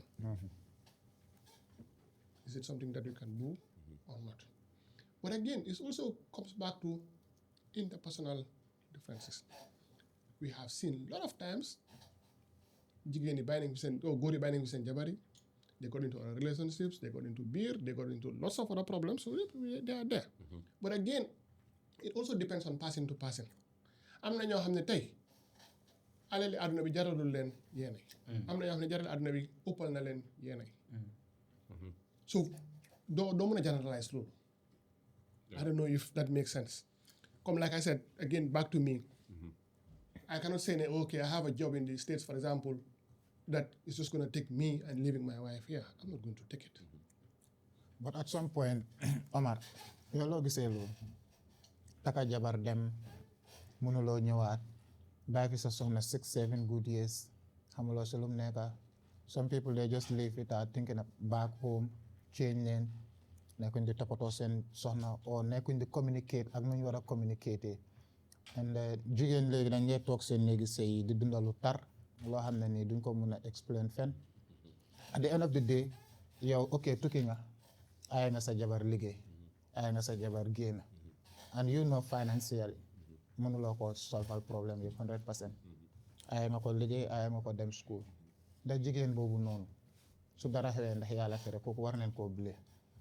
non well Pape man moom to be honest loolu nekkul sax si jigéen bi kese loolu problème bu buy dem si jigéen bi parce que sa doom yi because of yow góor nga takka jabar nga mag moom doom nga bàyyi ko fi nga tukki ñun dafa xam nañ ne yàlla bindee jigéen dafa am certain times dafay bëgg di rapport ak góoram ak góoram ak jëkkëram ku ko yàlla may te ñun nit du naax boppam ñun xam nañ suñu bopp fooguma ne ñun we are that much content nga war a dem talk away for 7 years yow as a mingling with any other woman mingling fooguma ko boo jigéen ñi mun nañ koo def fii te gàcce loolu noonu dangaa gis jigéen yoo xamee ne Pape loolu mi ngi leen noo lor and some xaaral mi ngi leen noo lor especially ñoo xam ne dem nañ ba am doom am na ñeneen seen jëkkër su ñëwee pour ñu amaat beneen doom sax daf day jafe because what they've gone through because of what they have gone protecting through themselves ñeneen ñi ngi am yeneen ak yeneen feebar yu ñoo develop when it comes to xale yi duñ am your love yeah but that is love that is love that duñ ko am inspiration that bond nekku that fa bond that mutual because of xale understanding yi nit nañ more than every month nga yónnee leen xaalis nit nañ more than that yow dangaa gis ne yaay bi la ñoo gën a bugga dina yow te loolu noonu yow as the man yaa ngi foog ne ok I have been there out there ma sacrifice suma life ngir xale yi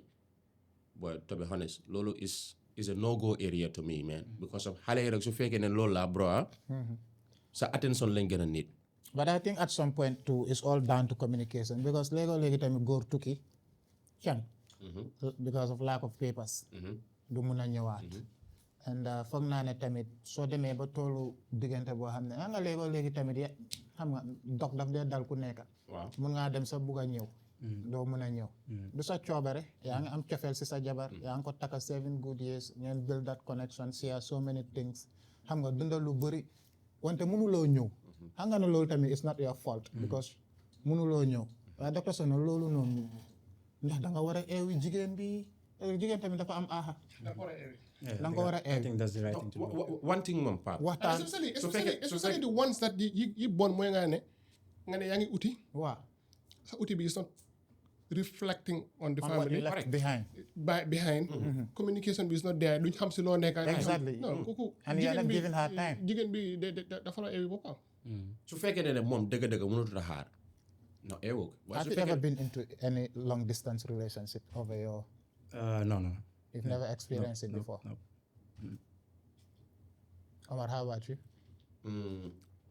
well comme mun naa wax ne nekk na comme benn la mi ngi woon US comme I don't think well comme amana yàgg ma bëgg naa ko war naa ko explain fii nii sax but mi ngi woon US daal anyway but later on comme ni ma la ko waxee rek mënuñ woon rôle because of 23 because of kii laa bëgg it seems like you have a very strong relationship with 23 boy Pape more than the word strong bro because 23 good years been in a relationship with one person Pape it must have been something very strong xanaa dégguloo lu ma la wax dama ko dee xool di si gis suma bopp nit koo xam ne da nga koy xool gis si sa bopp léegi ñu rapport léegi wax leen naka la affaire bi demee because my longest relationship has never been over 4-5 years but you've been in one for 23 good years bro, that defines a lot about Omar yeah bro maa ngi laalu sound because léegi relationship yu ñu nekk nii nowadays dafa mel ni it's all about miinante la rek at some point góor yi sax léegi foog naa xoli arab leen am xoli arab moo nekk ne comme xol bi dafa no, wow no, xale bi no, dafa no, break sa heart so it becomes normal I swear. because there is no sense of sincerity in relationship. It's all about interest. It's all about what you can get from one person, kick and run. Xam nga at some point yow sax doo xam ku la bugga because jigéen ñi léegi dañ dee dem ba góor am na jigéen yoo xam ne they experience a lot of things ranging from several heartbreaks, disappointment up to a certain boo xam ne ni góor safatut leen nga ñëw approach leen ñu ne la man relationship day na is because of the previous heartbreaks that they've encountered.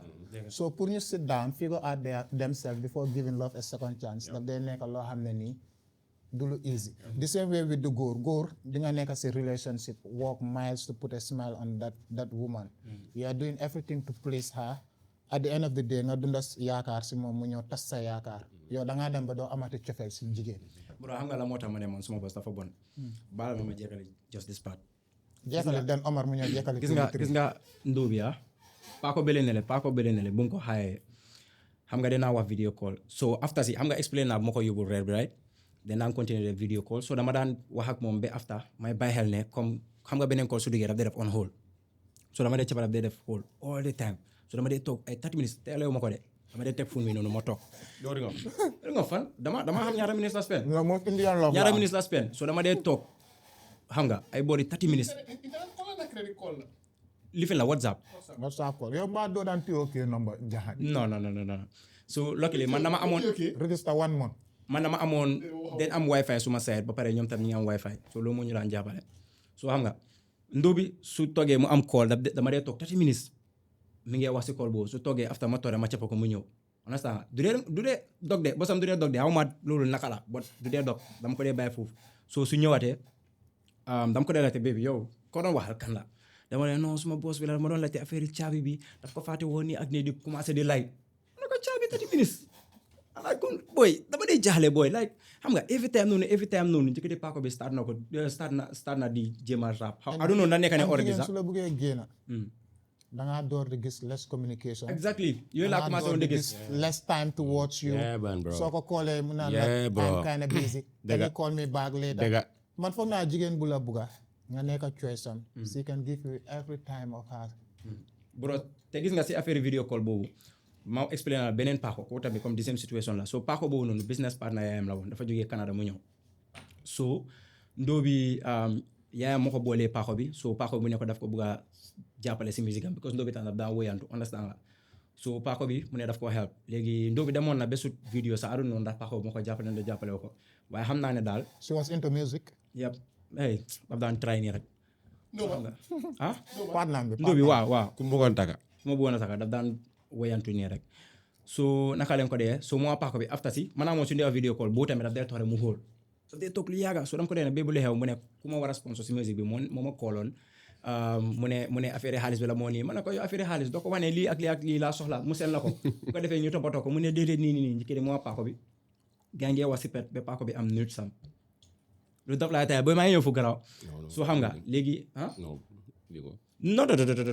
I didn't mention any name let's just go bro I don't care bro it's my life so understand dama la expliquer man fan laa jaar paako bi dafa dem mu ubbi Instagram page bu gaa amee problème ñoom ñaar gaa den dem after gaa am problème ku ko daan sponsor si musique bi so xaw ma problème boobu kañ la ñëw waaye njëkkër gaa nekk nañ si pet man temps boobu xaw moo ne gaa den nekka so bu gaa demee ba am problème paako bi ubbi Instagram page defo hello my name is Diw Sangam this is my number I am a prostitute so leen soxlee li fi la ma mu commencé di follow comme Ndobi follow wasami ba follow waale ma waaye Ndobi daf daan woy so man dama foogoo ne comme dafa ubbi beneen Instagram page pour musique am bi rek yaa maa fiir so how did they say it again man ma ignore ko rek ma ne jaruma ko follow jaruma follow page boobu noonu so ma toog ay few days time Ndobi toog benn day rek li fi ma how did they say it again call ma rek commencé di joy ma ne ko bébu lu xew mu ne ma ñëw sa ko daan awee bébé ba tey mu ñëw suma seer rek dafa mel ni da nga fooloon nag mu ñëw suma seer rek xoog ma boo lu def Ndobi dafa def lu bari style maa ngi ko nopp maa ngi am yaakaar ne dama ko ci Ndobi ñëw xoog ma commencé di joy ma ne ko lu xew mu woon ma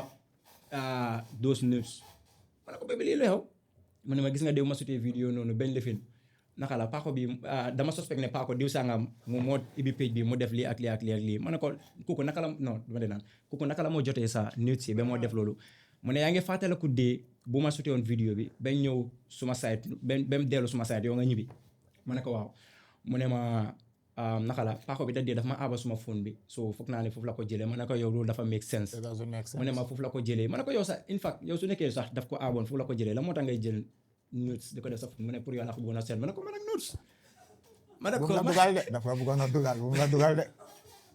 ma ne ko man ak notes non mos yow Indian love nga daan dunda. woy bilaay lu daf laa teyal nii xam nga ñu pirim param foofu noonu waaye xam naa ne wax bi du ko solve ma bàyyi ko si biir so after waaye bu mu suspecté ne paako boobu noonu la man si laa ko ne waa baax na no problème léegi naa seet naka lañ ko ay ñii so ma jël suma phone bi ma text paako boobu noonu ma ne ko ñun Gambian Police Force ñun den detect ne xam nga rek comme I don't know man I just came up with that thing rek I just came up ma ne ko suma personnalité laa ko lifin ma ne ko ñun ndaw bi moo ma jox number paako bi so man si laa text paako moo ko loolu noonu ma ne ko ñun detect ne yaa ngi ibi Instagram account yam fa tanis kenn image am yaa ngi wane ko prostitute la violation of human rights. yeah so ma ne ko ñun dinañ contact seen immigration bi foofu xam nga pour nii xam nga rek comme li fi nii so paako bi so after bu ma texee loolu digg guddi la so ma tëdda fajar ma eew loolu rek dem suma xel bi straight ma ne bàyyi ma lifin bàyyi ma cegaat account bi ma seet naka la ma dugga rek lokki li njëkk de paako bi xam naa capana loolu léegi mu tiit mais moo tax ngaaka la ko man rek mu tiit na fo ne waa loolu dëgg la mu change tur bi delete nataali unfollow everyone change account name bi def fa Baba Tunde instead of turindo bi mu def foofu Baba Tunde so after si laa xam ne kon paako bi dëgg la parce que man dama ko oo bàyyi néemam ma ne ko xam ne la nii ak nii ak nii so which means ne kon dëgg la moom la moo tax mu ragal mu change affaire si so si suba si laa oo ndóo bi ma ne ko saa change na ko ndi ndóo bi sax still mi ngi ragaloon foogul ne affaire si jeex na xam nga so noonu going forward paako boobu noonu moom bosam jeex na so affaire boosam la léegi boosam daf ko diggoon ne daf ko yóbbu Canada parce que time boo xëj na dooragut yaa ma so digga ma ne Canada sorry Dubai parce que time boo dooragut la mi li fi nagut ruufa tuufa waaw ruufa tuufay so xam nga mi ngi lifin time boobu mi ngi jéem a seet naka la mu amee mu ngi ko dig ay Dubai ak yooyu noonu ba pare jox ko iPhone 12 mu ngi ko fay good salary boy every month ba pare daf day ndóo bi xam naa daf day am ay commission ak yooyu noonu so xam nga léegi ndóo bi wax ma affaire Dubai bi ma ne ko what do you mean comme daf laa yóbbu Dubai just like that ma ne ko loolu mégu sens de boobu moom ma dee si parce que am naa su demee moom dama ko tojal man naa si ñàkk dara du fa des ma dee si boobu ma bañ ñu dem ay few months ndóo bi ñëw commencé di ma wax dafa am boppa bu métti ay bu yooyu noonu understand nga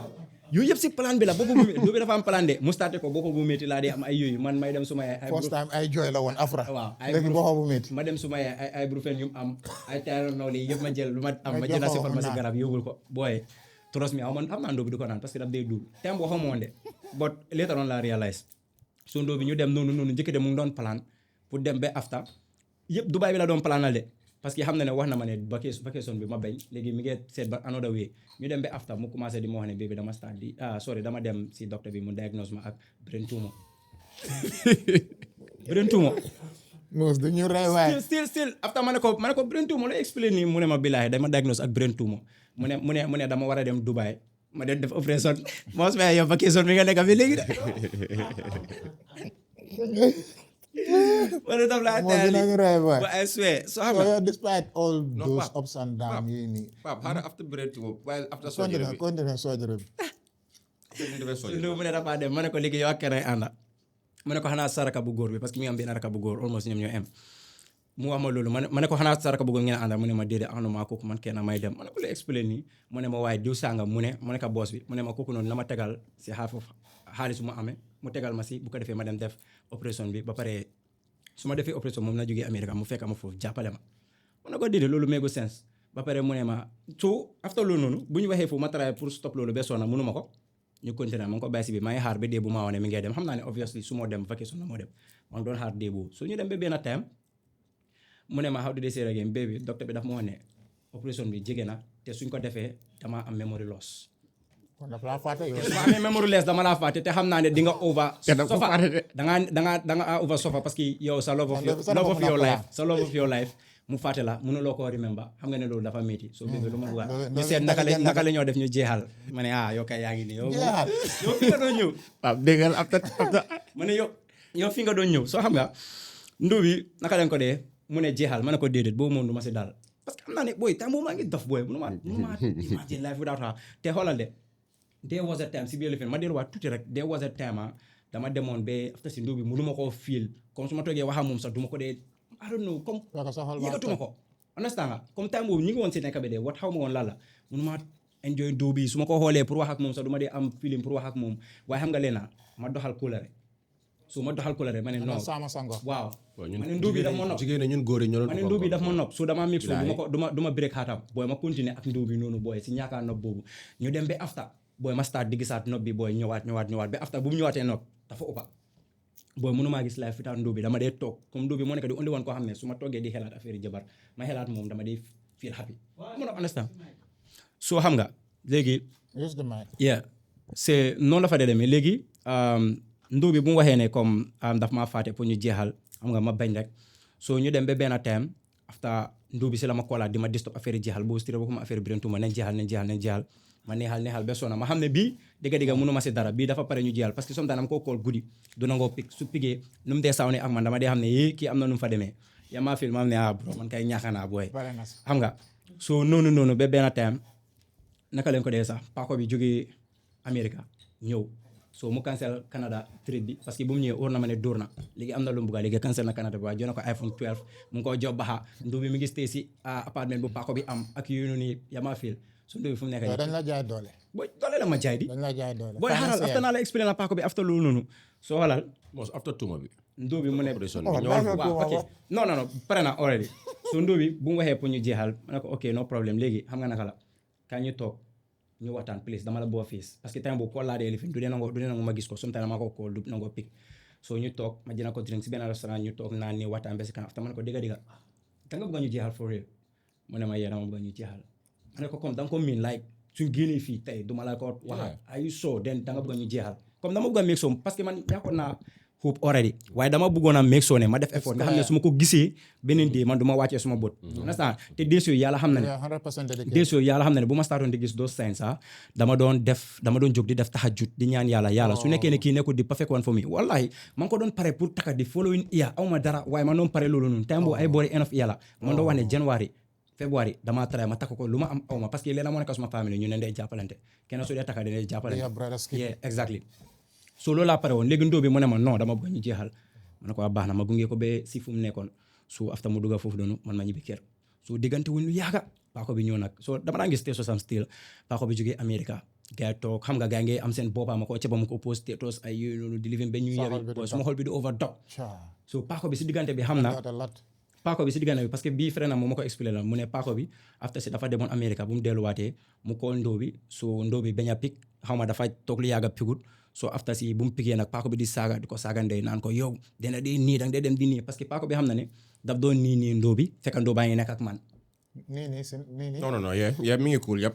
daf daan ànd ak moom Mauritanie non nan la Omar nii comme daf daan dóor Japan Korea daf daan dóor exactly daan dem Japan Korea so daf daan dóor ndóobi fekk man time boobu noonu how do they say again maa ngi nekk ak moom understand nga so mu suspect ne bu mu doon ko ndóobi pigut mu suspect ne moom tamit ndóobi mu ngay dem si keneen ñu qualifié paako bi fiir di saaga ndey ndóobi bu mu ñëwee Gambia gars yi fight prim param dégg naa frère baa ma ko taayal mu over laama ndóobi booy ndóobi sax non frère bi daf ko mere woon mu over laama ndóobi booy so after ndóobi jeexal ak moom booy ndóobi commencé di dem si xaritam yi commencé di réccu mu ne gars yi digga la mu admit man dama bàyyi Moussa ndik li fen xaalis ma dem si kii nii waaye digga naka lañ ko dee waaye man lu ma daan yëg si Moussa dama daan feel comfortable Moussa moo daan toog di ma advice bu ma amee suma mère bi problème Moussa mu ma wax ne yaay da nga ko war a value jigéen léegi doguma la de sometimes dañ leen dee manipulate non sometimes it's not just because yeneen frère am yi la parce que yeneen mi ngi am yeneen ñaari frère when you come back to what man is li ñu doon wax mooy ne du nekk manipulation for exemple to be honest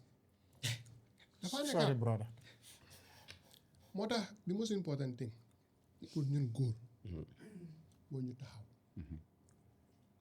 build ourselves moo tax soo demee ñaani di ñëw wax foo jógee let's go back to those things and we understand it jamono dafa métti fu mu nekk nii and it's only gonna get worse so if you are not ready for yourself xam nañ góor bu jàmbaar ñun ñëpp si jàmbaar si struggle nañ nekk to get to where you want to get to and loolu is clear usually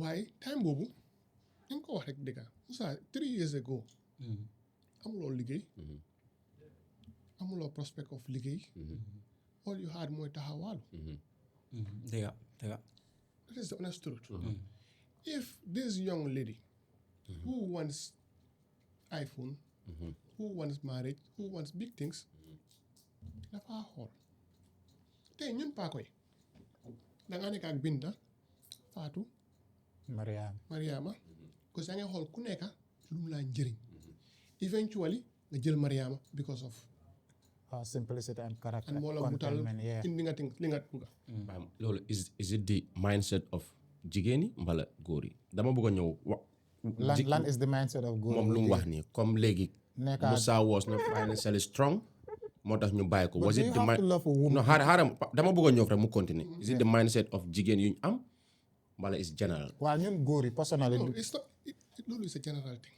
non but is a general thing continue it's a general thing parce que tey non xam nga lu la sonné is a general thing because ñun góor yi Pape xaaral ma ñëw rek ñun dañoo gis jigéen boo xamee ne amul dara empty head la ñu jël def si moom dara exactly am na loo si gis amul dara non du dara bi am na yow jikkoom doy na la jigéen boobu noonu Musa soo na ko loo Musa wan na ko jàmbaar la Musa wan na ko lépp lu ma am maa ngi koy séddoo ak yow boy that's enough man Pape ngor loolu rek is enough bro relationship loolu rek is enough waaye again ba tey to what extent Musa was doing everything But if you just have to a man put a who is- smile on her face bro to what extent can Musa go to the extent Musa mun a daf doon dem mu eew mu dem dóori bloc am 3000 mu am 3000 not to cut you Omar not to cut you pour man soo amee góor bu la respect as a woman ku la value koo xam ne ni du demoralize your character koo xam ne ni is ready to walk miles to put a smile on your face comme nu ko Omar waxee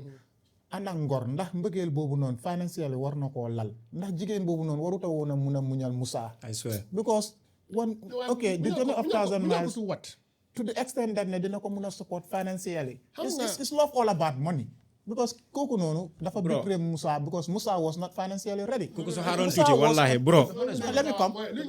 If Musa was able to support her financially, if Musa was able to pay her bills or pour fayal ko mu def those videos or support ko financially in her music career, you would have never turned down Musa. To be honest, bro. She turned down Musa because Musa was not financially strong. The most important thing mooy ne Musa to look after himself.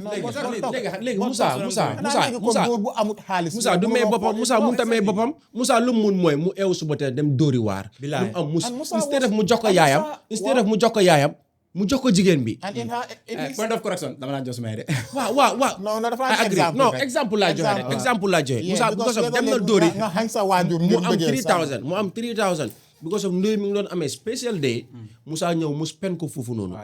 booy dog su fekkoon ne nit yaay may sa bopp booy kenn du toog fii nii tey ñun ñëpp tey borom alal lañ doon nekk.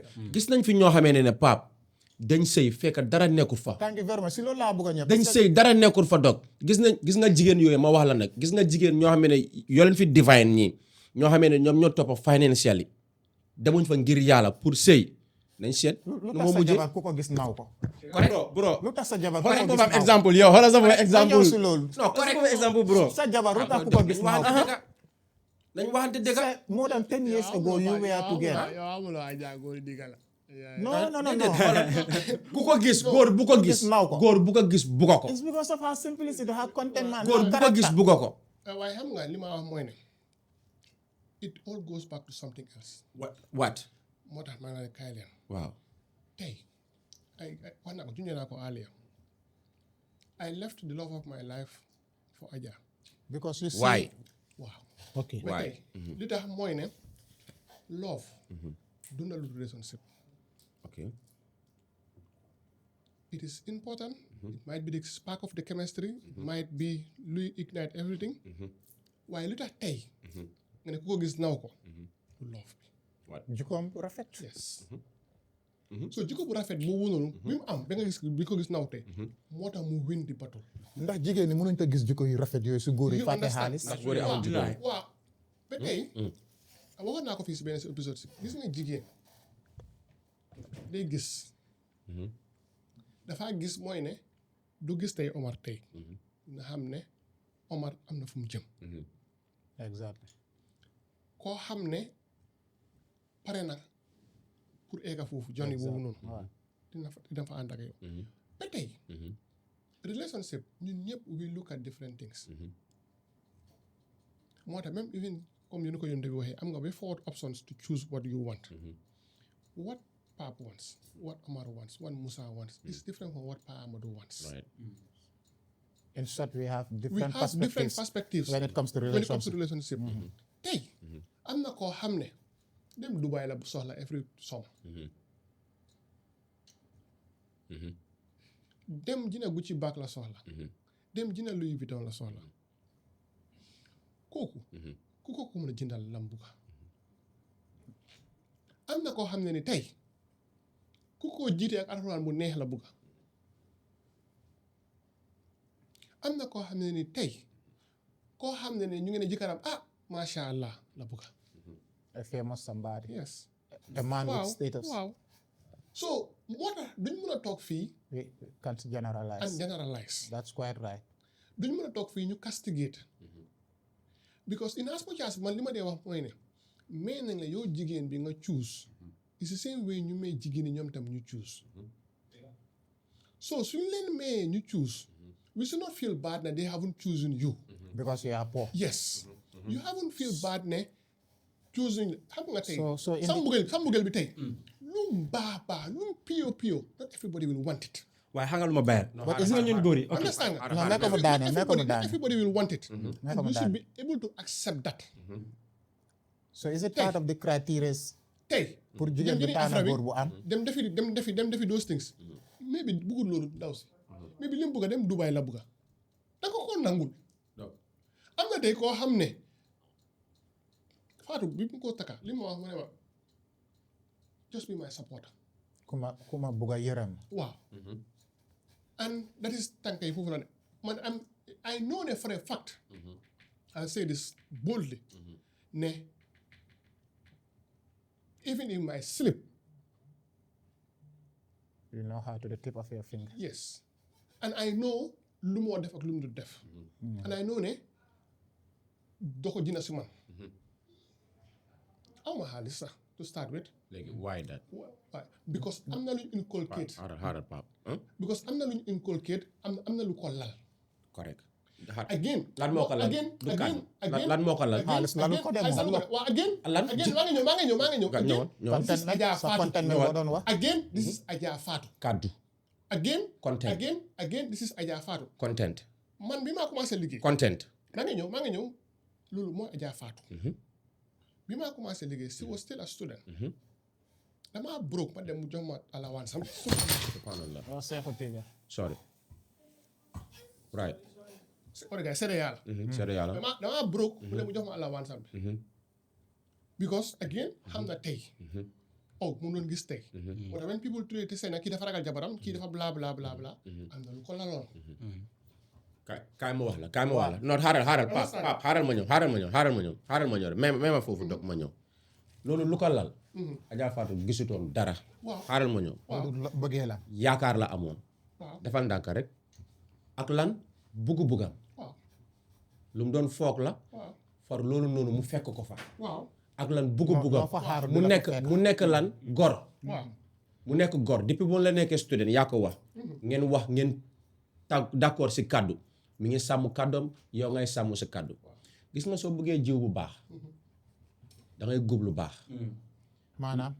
soo bëggee njëriñu Da ngay loo xamee ne dafay last forever da ngay dooree si grassroot bi Pape ñun suñu yaay yi dañ ñëw fekk kër bi dara nekku fa si suuf lañ daan tëdda. si suuf lañ doon tëdda even doo sax mujjee nañ si suuf boobu ba tey jur nañ doom yoo xamee ne ñu ngi leen di taral. nit yi naw nañ leen xaaral ma ñëw rek may ma ñëw rek may ma ñëw rek bilaay may ma daana la. bilaay may ma ñëw because of man lu ma déggee ñoom ñuy wax mooy ñu ngi bëgg a wax ne ñun suñu jamono bi képp koo xamee ne you are not financially strong the probability pour nga am jabar is very low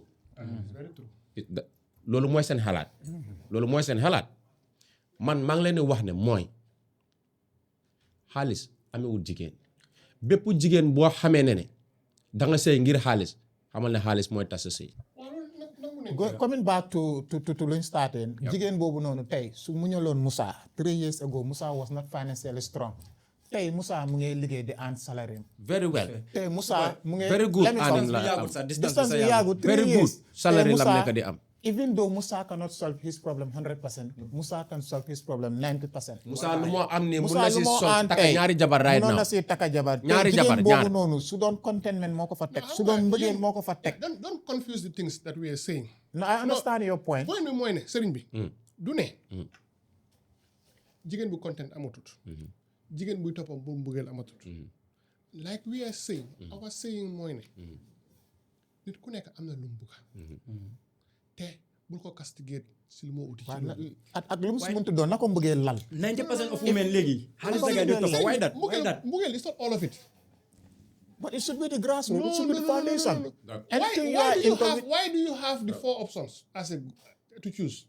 mooy yan for option to Love, choose land. beauty, money, prestige. loolu laa la wax One was gonna important. xaaral One was gonna ma important. gis nga 4 options Among those 4 criteria, which one is the most vital one? Pape gis nga 4 options yooyu noonu gis nga Pape man nañ ma baal waaye man dama gis ne nit ñu bëri dañ am naka tudd Complex. dañ am ñàkk a déggin when it comes to like yeneen criteria, hadis yi mbala lu ñu jot a jàngal ñàkk a déggin dafa am suñu la waxee ne choosal these qualities diine xaalis ku rafet mbala ak lan ku jógee si clan bu baax. ku jógee si clan bu baax ndax diine bi dafa génnee ñu ñaaw ñi léegi ñoom diine bi fu mu leen waxee xaaral ma ñëw rek lan mooy beauty. xaaral ma ñëw lan mooy beauty. léegi wala thank beauty you si xol. lan mooy correct lan mooy beauty facial beauty la ñu wala wax beauty because si ñun xol. suñ ne beauty tey facial beauty la nekk di wax waaye beauty bu gars yi wax na foog naa loolu- déedéet foog naa nit yi beauty ñoo boobu jàpp la gars yi loolu wax de. waaw nit yi ñoo jàpp loolu Pape suñ la nee Non, waaye taar leen wax de, na leer, taar leen wax, taar. exactly suñ la nee la Pape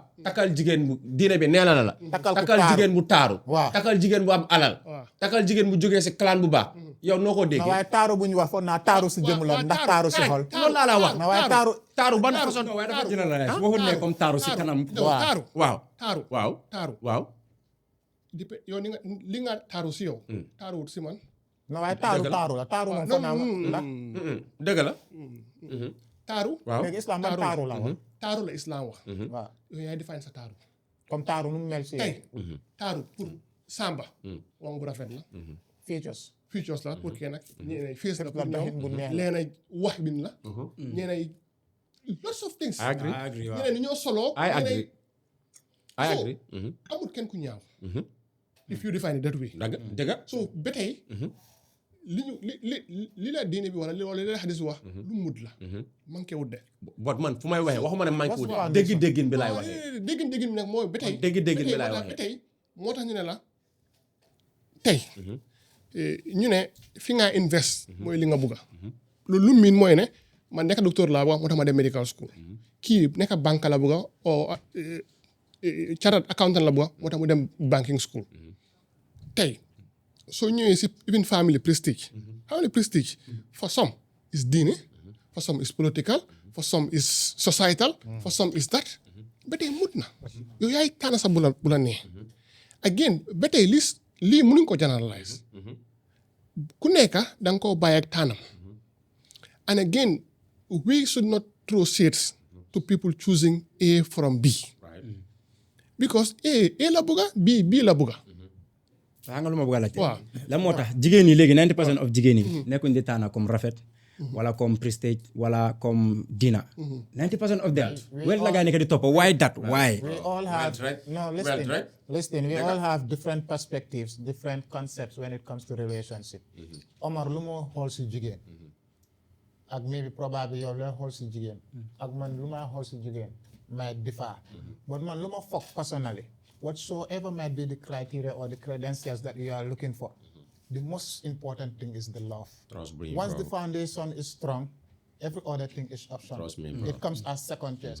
Because one thing is, when you go into a marriage because of money, I'm nekkul Some sahud boy yàlla tere koo saxul sëyal ñàkk a because of saxul. xaalis at the end of the day sëy ko mun naa toog ñàkk xaalis da ngaa toog si sëy soo ñëwee si ñun tey waaw ñun niti diine lépp loo xam ne relationship bi laal nga ko loolu yàlla day jeex parce que yàlla rek a fay des dëgg la thank you very much suñ ko jeexalee foofu rek ñu tënk foofu dëgg la lépp loo xam ne laal nañ ko si loolu yàlla day jeex loolu te loolu moo normal tey su nekkee ne taar bi la su taar bi jeexee dafa war a jeex su nekkee xaalis bi la su jeexee dafa war a jeex léegi nag suñ ko sampee dara loolu ngir yàlla moom du jeex mu ngi fi boor bu set right and again relationship comes with our preferences and li ñoo wax mooy ne wan ma sa xarit ma wax la ki nga doon tey Alxuraan dafa ne good men are for good women bad men are for bad women there are instances where it is special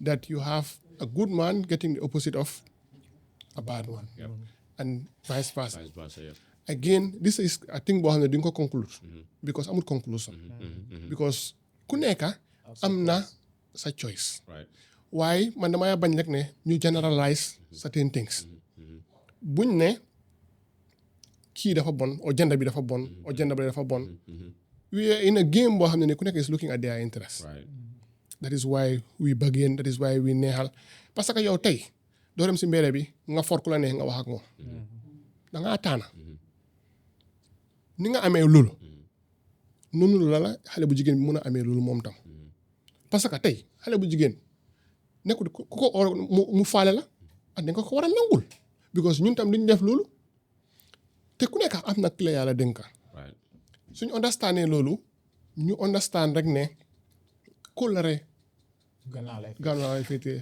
and loolu important la tey soo sàmmee kaddu ak nit da nga ko war a bàyyi xel loolu lu important la waaye ba tey comme li is di waxaat we get back to it ndegem takkuloo ko moomuloo ko loolu dëgg la bu wóor la parce que as yow góor bi moom tam jigéen bi mu ngi fis di xool ku ko doy soo gisee koo xam ne ni doy na ko better than you dafa la faa bàyyi So we should not blame the opposite gender for so because again ñun tam we do the same thing góor yu bari takk nañ jabar jigéen home jigéen feebar xam nga tey gis naa benn just few days ago jigéen bi this is a 19-year-old woman ñu ne ko what things that had ever happened best in your life mu ne plane crash ñu ne ko why have you been in a plane crash mu ne ko no mu ne after marriage 3 years after marriage her husband got an accident died in a plane crash. She was happy about that. Yes, because she had met the love of her life After getting married. after getting married. So you can still I think meet Wait, the give us love of a your look. life after getting married. It's possible. So nañ bàyyi affaire bi open and ñu understand ante te again as a young man invest in yourself bu la society bi yóbbuwaale you need to get your freedom tey freedom Coming back to waaw freedom bi mooy dangaa ñefe nga dëgër tey you know in this society hardly will you go to a house me for example and say ne dama bëgg a diw despite am naa jabar dañ la ko may you know why because they believe ne suñ la joxee seen doom mun nga ko dara yaakaar nañ am because xam nañ ne ki docteur la bla bla bla bla these are things yoo xam ne nii are realities of we have to accept it so léegi dog man sama maye man naa bëgg a dugg foofu noonu aywa bismillah conclude. so before léegi we conclude, before wrap we up. wrap up. yeah comme those realities comme dafa ndax war na loo xamee ne loolu la war a demee ndax war na nekk facts because of pap man dafa am lu ma gëm doo sëyuma but gis nañ ñu sëy man si relationship pap man lu ma fa gëm mooy man suma kàddu pap su ma la joxee suma kàddu no forget about You it seems to be very loyal. when it no comes bro to- man su ma la Because joxee 23 years of relationship. su ma la joxee suma kàddu pap serious kàddu bro non tëddal ne la Are you telling us on a killer a killer? su ma nee la kii la pap You do not. su ma nee la kii la balaa ma naan la kii la nag dafaa fekk ne xoolal waxtaan nañ waaye bés bu ma leen ne yow la bro booy demal nga tëddal nelaw Lu ma xam si yow la. Suma maasi kay ñoo dee ñii. demal nga tëddal nelaw yaa ak muus moom. so man I don't buy that So for some doguma la sax for some maasi when you disappoint them it hurts because they real. non pap They do not fake. Do not pretend when it comes to relationship. They just suñu yow la. doo bu ma disappointé hot na ma but you know what So are you telling us na like you've experienced it? waaw ma ne la dama tëdd suma lal yàlla du def lu ñaaw because of borom man dama jàpp ne comme like clean heart la good intentions la amoon towards her boy am ak naag a very big like comprehensive discussion with Dr. Sohna regarding that mu waxtaan si lu sori laa wax noonu Pape mu jox ma si moom tamit Idea. balaa lii ni di xew because of amoon naa plans so Pape ma tëdd suma lal rek news ñëw clear news with evidence base showing that records, facts and evidence based, doc, that I can use as proof of existence. Loo xamee ne xoolal, doc. That's With all those while, I have been seeing changes, man. But man, mënuma woon digest come like, lan moo happen. No, fu ma ko gëmee, bro. Oh, mama mia, that's fu ma ko gëmee, bro. But still, doc, luckily, yàlla lu moo def rek, yàlla gën ma yombalal yëpp ma amaat another koo xamee ne come like, source bi was, so close, bam, evidence based, Still, I was playing the card very nice. Just called her, maa ngi doon xalaat, whether do I need to call her? XYZ, because man tamit throughout the weeru koor maa ngi doon jaan dama jàpp ne comme like yàlla dafa nangu suma ñaani because of lu doon gën laa doon ñaan yàlla ma jàpp ne yàlla nangu na suma ñaani moom tamit I guess ne she was in a dilemma, she was in a position boo xamee ne I feel ne comme it's gonna be so hectic pour moom mu face ma like wax ma this or that, I don't know moom ak kooku man I don't know, so man suma side laa. Never thought for a second that this girl could do that. Pap, never on a hard man, bro, man. Boy, look at that. That's the worst part of it. So, Pap, ma oko, with, you talk, before just putting all this evidence on the table, I start asking questions. Thinking, she'll be honest enough to tell you the truth. Pour mu wax ma dëgg bi. Ask her a lot of things, come some man dama bëri caaxaan when I always play, with her.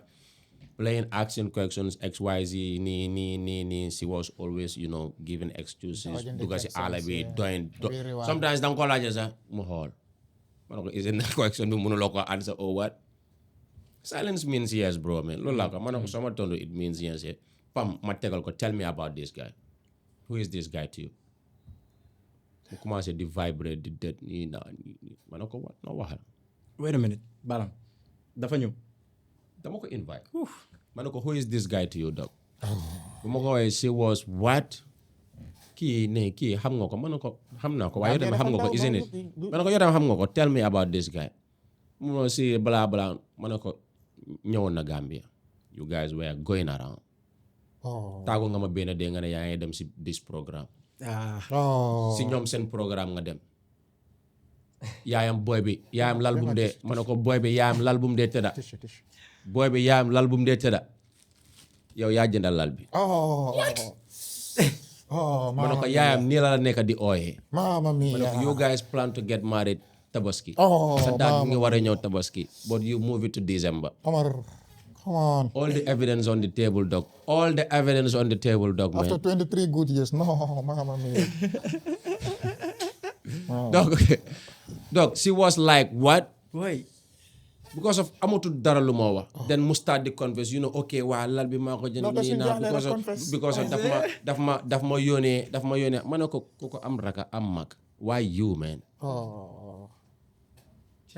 So she was like, man I feel like ne comme bam. But thank God, you know what?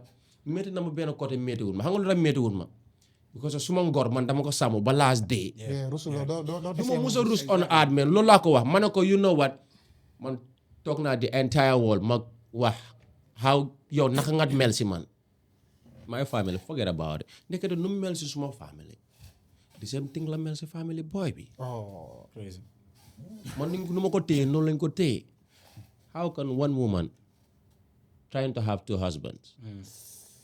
Because of what the guy is out there, pako bi mi ngi fole ne le ñi ngay dundee yaakaar because man foogoon naa ne dog because of man that mindset laa am I don't care whether you out there su nekkoon loolu la dog man konoon am naa ko because of am naa opportunities several times. And am na jigéen yu la approach because of your loyalty and because you do not want to mom xam na ko she is listening mom xam na ko man white woman Gambians ñoo xamee ne ñi ngi Germany ñi ngi America. Am sa brother am na kum la bëggoon a mel. Boy ma ne ko you know what man 23 doy na ma bro because dama ko jox suma kaddu.